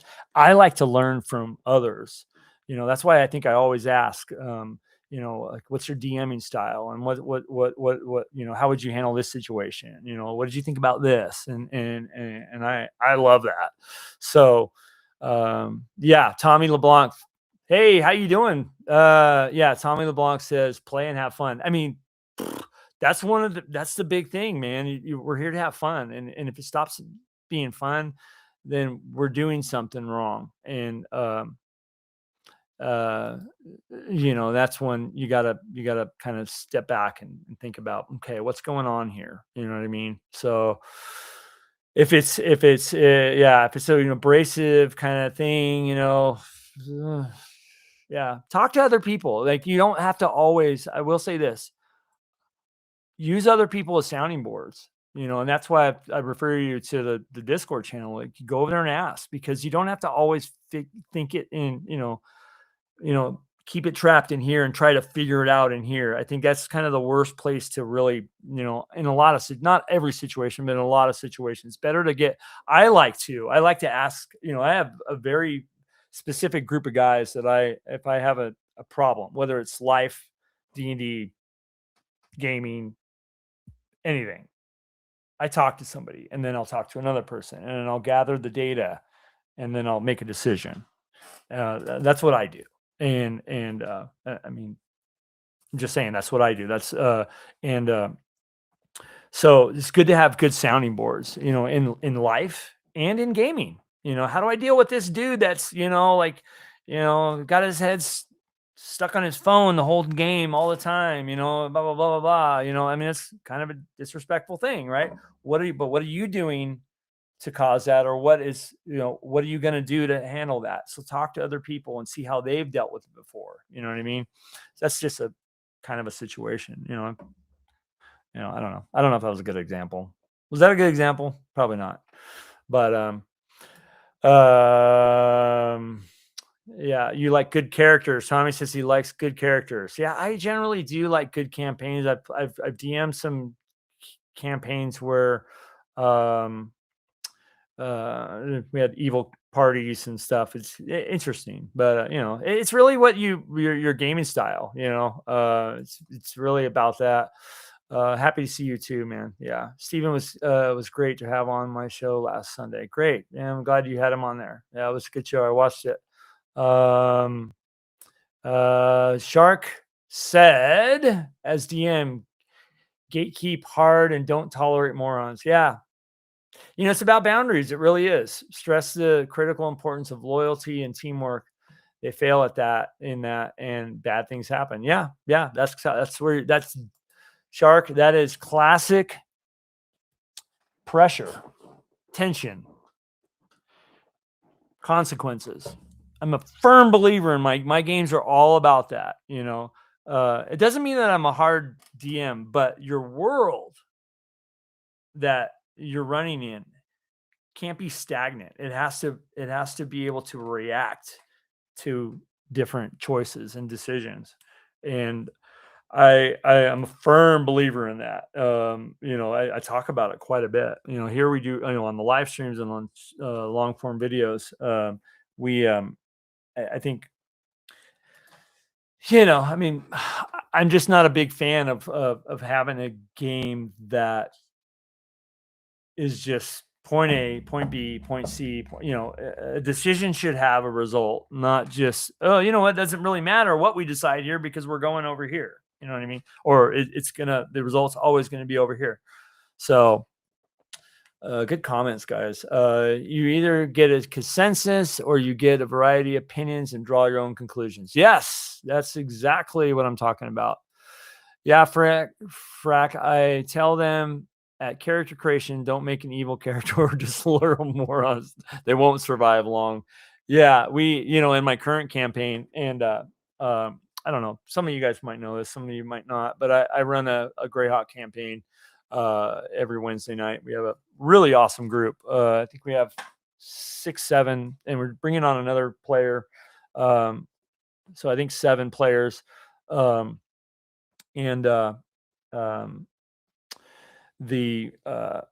had a recent thing where one of the players got very confrontational in the group and attacked another one, and it ended bad. So to me, the group that are in this game almost need to, but I've seen it where you don't always have a cooperative play, but almost need to survive to a reactive world. There's going to be decisions that are made that just you're going to need to band together to survive, whether you like each other or not, and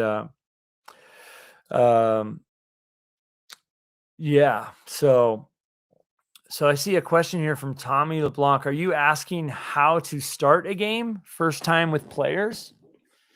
Wow. How to start a game first time with players? Well, the first thing that I would say is come up with your world. Come up with your world. Some of you guys in the chat can probably answer this too.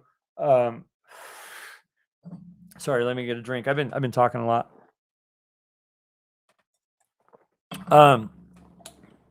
Well, do you have players? Do you have players already, Tommy?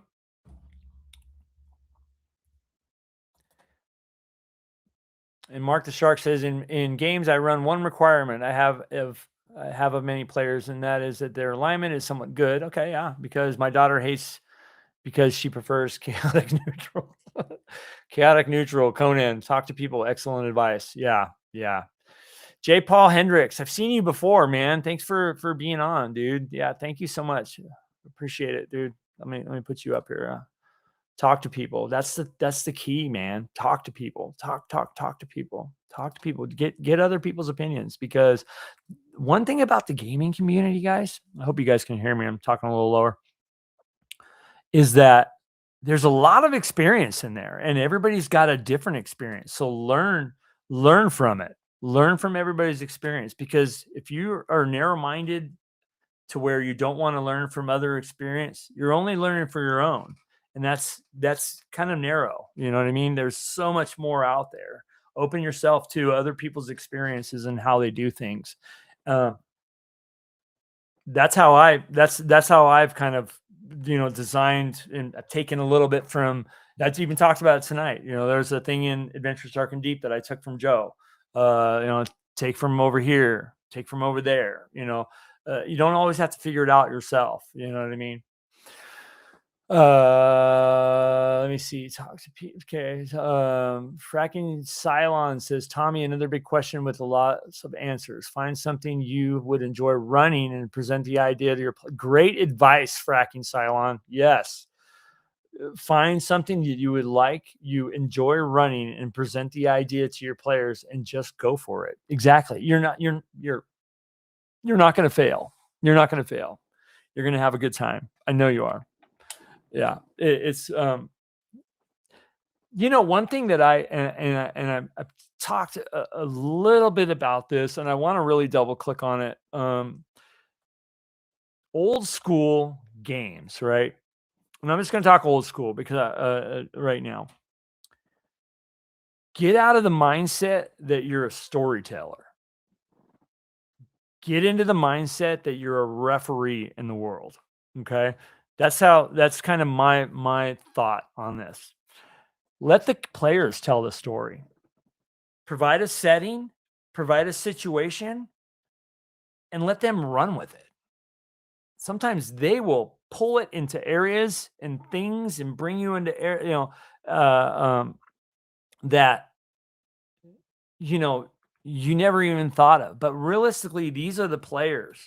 These are the ones that are driving the story. All you have to do is know a couple things.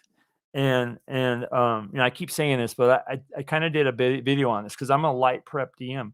So you got to know your world, right? You got to know the factions that are in it and what their motivations are. You got to know the NPCs and their names, right? Names are important. And then just provide some type of, you come into town or hey, there's, rumors of this. Let them run with that. And then just improvise and improv it and run with it. I think that's kind of the best way to run. You don't put too much on it. Don't put so much on it that you're, if you have expectations going into the game, your players, if they're good players, are going to screw you every time. Every single time they're going to screw you because, you're going to set up this crazy trap on the door. And their job is what? To figure out to get around it, right?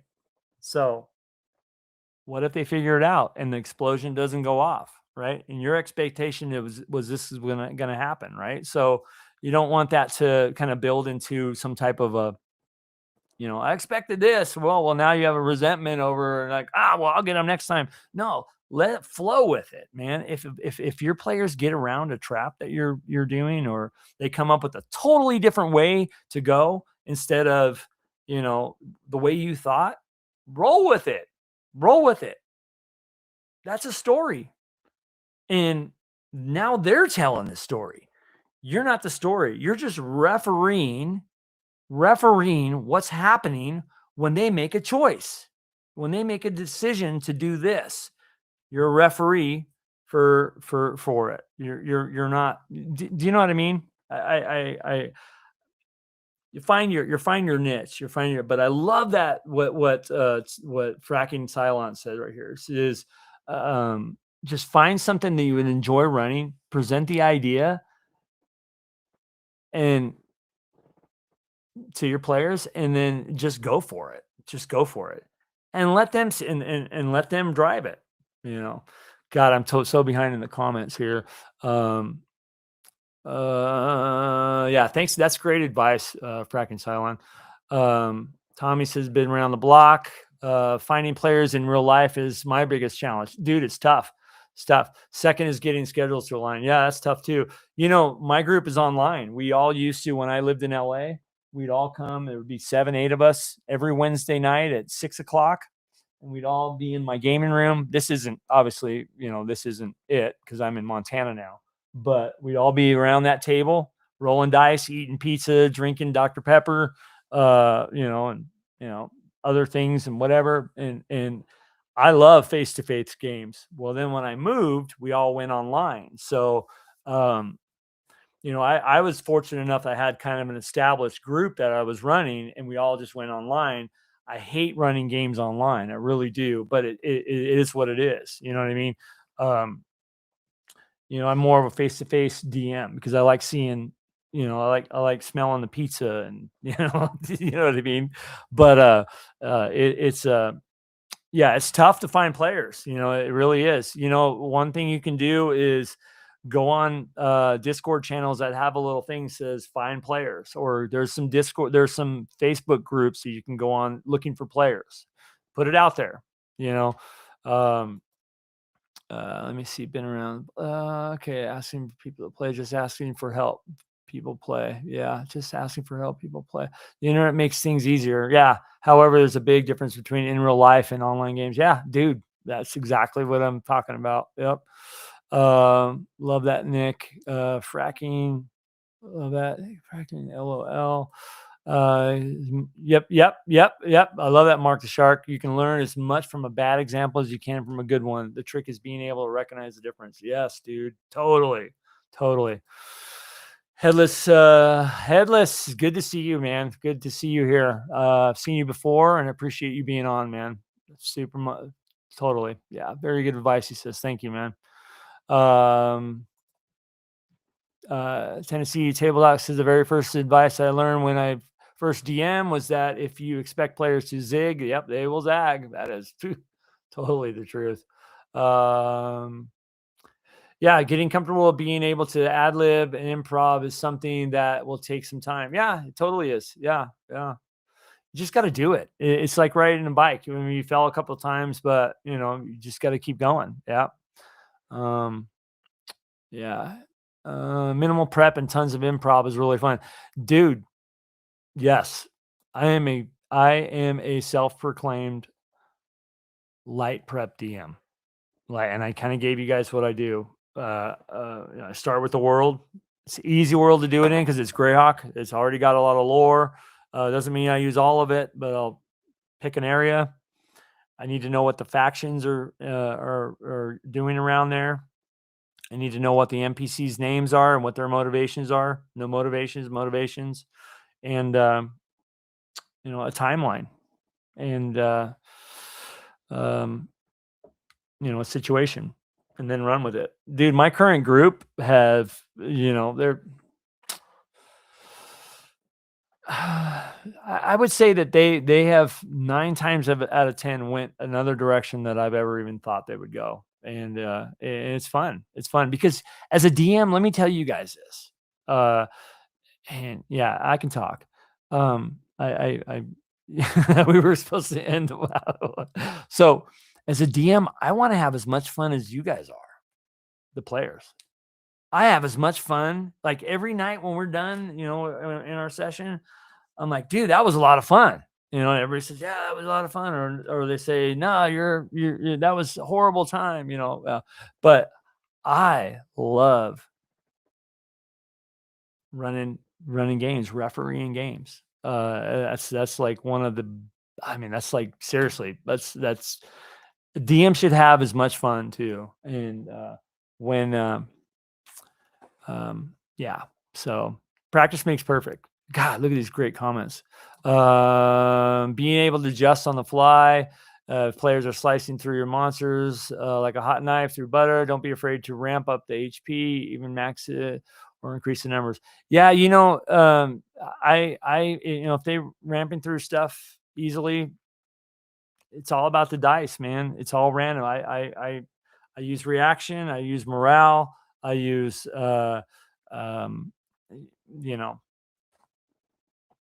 all that stuff. So really, when you add reaction to things, it really changes the dynamic of a fight. It really does, because I think one big kind of thing that really makes D&D monotonous, or is you open a door, you see goblins, you roll for initiative, right?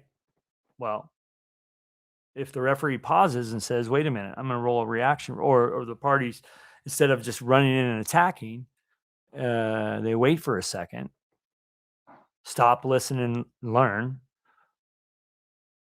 Then maybe there's a reaction roll. Maybe those goblins don't want to fight. Maybe they want to find a way out of here. Maybe they want to. Maybe they're hungry and they want and they would love to trade all this gold for whatever, for food. So you can always kind of run with that. Put yourself in the monster's place. Okay. Put yourself in their place. Not every monster wants to die and is willing to die because of, for this 20 by 20 foot room. It's unrealistic. Add a little bit of realism in your game and a little bit of randomness. The dice determine what happens. And the player's choices. But yeah, I always kind of live by that. So let me see. Okay, absolutely, my friend. Referee, the players will weave the story as they go. Shark says this is a good one. Storytelling as embraced in modern eras is merely prancing for theater, emo kids, and failed novelists. Okay. Dreg's one of the guys on the Discord channel that will answer a lot of questions. He's really good. This dude is super cool. There's a couple guys on here. It's Mark the Sharks on here. I hear a lot of chatter from. There's a couple other, but they'll answer. We'll all answer your questions. The DM presents a world and reacts to player action or inaction. Players want stuff that they can acquire in the world. Yes. Don't tell Joe the lawyer. LOL. Yep. Okay. I'm harsh on modern softly gaming, crying about DMing. I started DMing at 10 or 11 years old with DMG. Yeah, I did too. Dice and paper, far less than what we people have today at their fingertips. Dude, it's funny, Shark. Yeah, I started in 81 and I started with those books right here. The Player's Handbook, DMG, Monster Manual. I think at that time, I want to say BX was out too. But there wasn't a lot. I mean, it's interesting. Like there wasn't the internet, to get something or to go and see, the wow, Greyhawk Folio. What is this? I had to go to the gaming store and at that time I wasn't buying complete, built out worlds. I mean, that obviously came a lot later. But we just do our own little maps and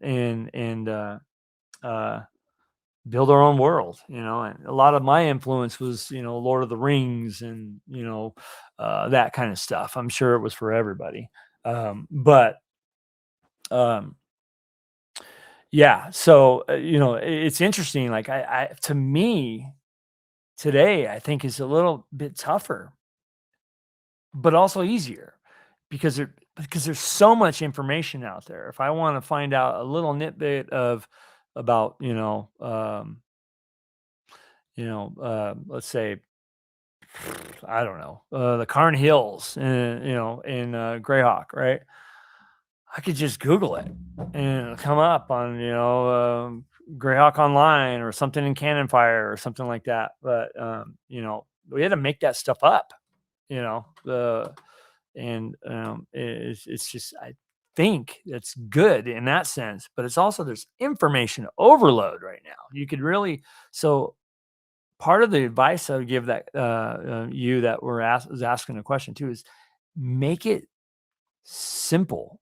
Don't get all complicated and try to put 50 pages of backstory, 50 pages of lore. Just start with a situation, man. Easy. Boom. It'll develop from there. Do you guys agree with that? Because if you start putting so much stuff into it, you're gonna drive yourself nuts. Number one, the players are not going to go those ways anyways, and you know what I mean. It's there's a lot of prep involved there. It's not players. Okay, wow, it's really great comments here, guys. Myth yet? I'm sure you love the chat. Okay.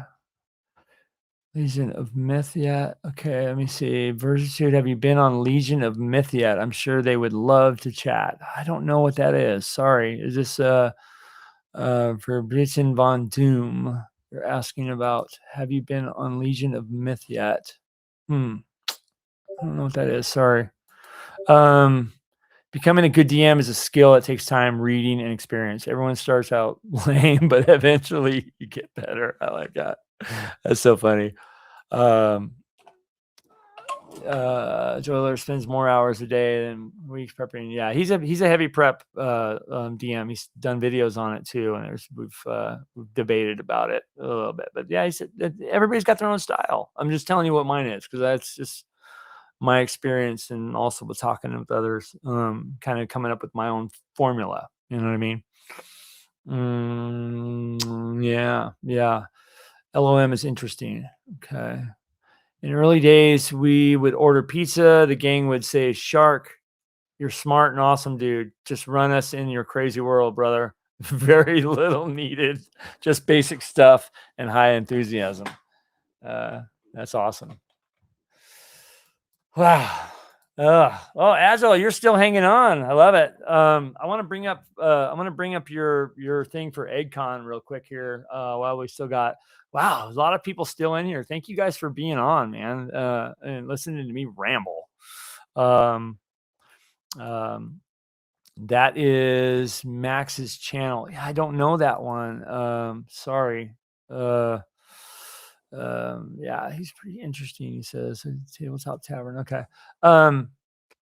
Yeah, I do want to, for all you veterans out there, I want to show this. Agile is doing a thing with EggCon this year. I want to bring this up every live stream that I do. So I'm gonna bring it up today. But yeah, Agile's Veterans Helping Veterans has partnered with EggCon this year to provide complimentary 4-day badges to EggCon 3. So reach out to him, you guys.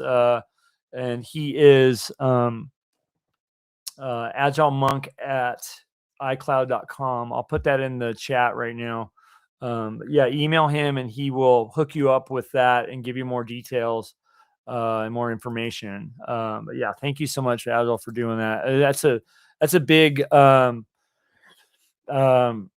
that's a big thing for me because I love the support of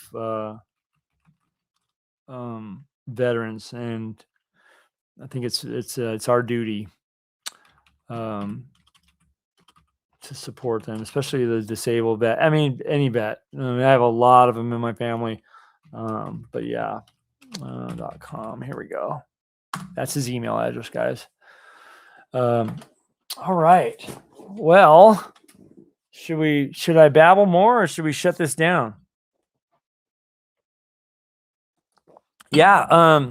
Those of you guys, if you don't, if you're new to this channel, the DM and Friends, and you're viewing from another, Stevens or Greyhawk Grognard's channel, yeah, come over here and subscribe to the DM and Friends, and check out us. Join us in the live streams that I do. Check out some of the videos that I do for AD&D. I'm kind of a AD&D, I don't know, whatever you want to call it. That's what I believe in. So yeah, check out some of the stuff going on there. And those of you guys too that aren't subscribed to their channels, go and check them out. Agile Monk, okay. So there's another great guest. Yeah, Agile is the best. I'm lighting a fine cigar right now. I'm lighting up a fine cigar. Yeah, Tennessee Tabletop Tavern. Yeah, it's Steven was on there, I think last week. Tennessee Tabletop Tavern. Yeah. Thanks for being so verbose in this channel today, and I love your participation, man. Thank you so much. Here's to swimming with bow-legged women. All right, I like it. What's the summary? All right. Well, you want to hear a summary, Dreg? Oh man, Discord is blowing up right now too. What is happening? Yeah. And the other thing too, guys. So we just did the last Thursday. I just did the, so a little bit about the DM and Friends. This journey that I'm on with this. I'm having so much fun. I really appreciate just everybody 100%.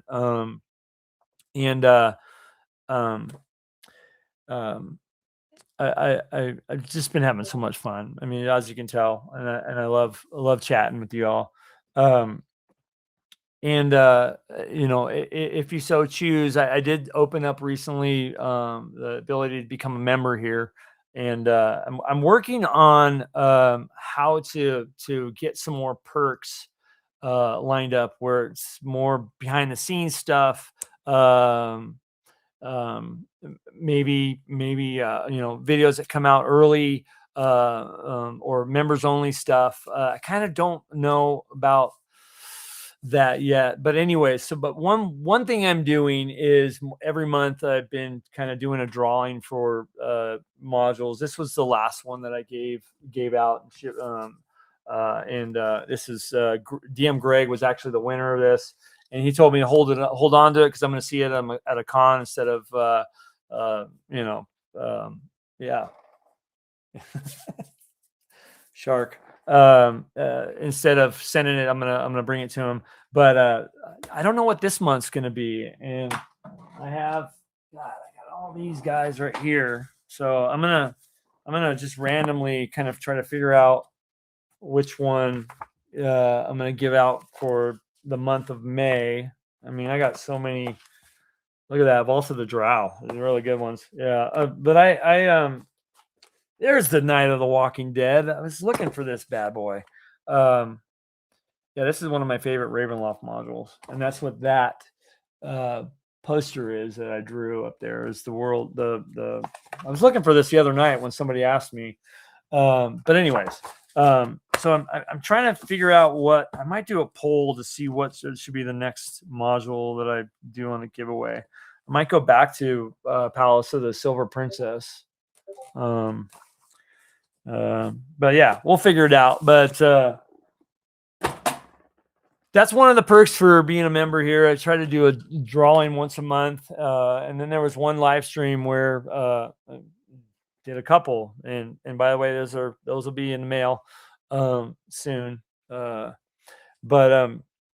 Yeah. So if you choose to, consider becoming a member to the channel, it really helps out the channel, helps out to keeping the doors open. And this is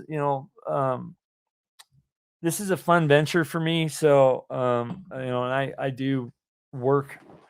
I have a job, and so extracurricularly, is that the word? Is that the right word? Is what I'm doing this, and it's a lot of fun. I super forming this community. I'm blown away by you guys. Super blown away. Here comes the comments about the goth girls. I love it. And we'll check out the channel if I bear. Okay. Let me see. Yeah, Drake, what's the summary? I guess I skipped over that. For your Bluten von Doom, thank you so much for subbing today. Appreciate it. If my beer supply lasts, might have to do it tomorrow. Time and liver permitting. Wow. And yes, they are. Yes. Shark says he ran a group of 8 Marines when he was in the Corps. Fun. Yeah, dude, I know so many people that played D&D when they were in the service. Yeah, that's super, super cool. Well, all right, you guys. Well, this was a lot of fun hanging out. I see there's still a lot of people on. We got 28 still between all the channels. But I think I'm going to wrap up. So tomorrow I'm recording the video, part 3 of the Weird Gear Chronicles. I'm going to dive deep into the use of chalk. So I did do a post on there, and if any of you guys want to get on, there's a post on YouTube. If any of you guys have interesting uses for chalk, because I think chalk is it was one of the things that is kind of identified as a weird piece of gear that us old schoolers had. If any of you guys have a good use of it, and I'm going to put it in the video, I have a post on YouTube. Okay. It's the last post I did, and I say, you guys give me some ideas because I want to put them in the video, because I have a list that I have, but if you guys have something that's different, I want to put it in. So go on. I mean, please go on there and add your ideas, and I'll put them in the source of calcium fiber. Yeah. It's also good for mapping. I mean, there's all kinds of uses. So, hey, thank you, Shark. Appreciate it. And I think you're joining from Greyhawk Grognard's channel. Thanks for jumping on, dude. That's really cool. I appreciate you being here, Shark. Yeah, if you guys don't mind, go on to that post and put your ideas in there, because tomorrow I'll do the video, and I'll add your idea to the video, because I think there's so much, and I'm gonna do that every week. Runic man, yes, put that on there, dude. Because I'll forget. Yes, yeah, there's another one. Yeah, put that on there, because it really helps me to kind of I'm putting all the ideas together, and I'm going to do this deep dive into chalk. And then, last one was spikes. So every week I'm going to put a post, and I want to hear from you guys, even though the last couple of videos, there's been like all kinds of cross talk about different uses of different things, especially that first video. Dude, I can't even keep them all together. There's so many. So yeah, I'd love to I'd love to hear of your guys' use of chalk in the dungeon crawl.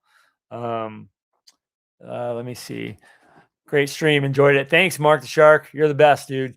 Fracking Cylon, thanks, dude. Runic Magic, Spells, I love you all, even the lurkers. Yes, I love you guys too. Seriously. Hey, the voice chat is restricted on the Discord channel. Okay, well, I will open that up. If you're on there, I will open it to people that are, because when you go on Discord, it attaches a role to DM and Friends. I'll open that up. Make sure there should be a DM and Friends voice chat. After this, I'll go check it out with you, all right? You can't talk. Probably because, I don't know, maybe I have something set up wrong. We use it quite a bit. 1981, man, what a year. You need to opened one. You need an opened one. We do have an opened one in there. We all chat in it. So maybe there's something wrong with your role. All right, you guys. Well, I'm going to sign off, dude. Oh my God, there's still 31 people. I feel bad. Yeah, I'm an admin in a dozen Discords. Yeah, you're the 50th person that has asked to be an admin there. I need somebody to be an admin on the Discord. Yeah, you guys. So thank you so much. I think I'm going to really exit this time. Thank you guys so much for being on tonight. And we'll do this again soon. And, take care of each other. And take care of yourself, and God bless. Game on. You guys take care, everybody. Bye-bye.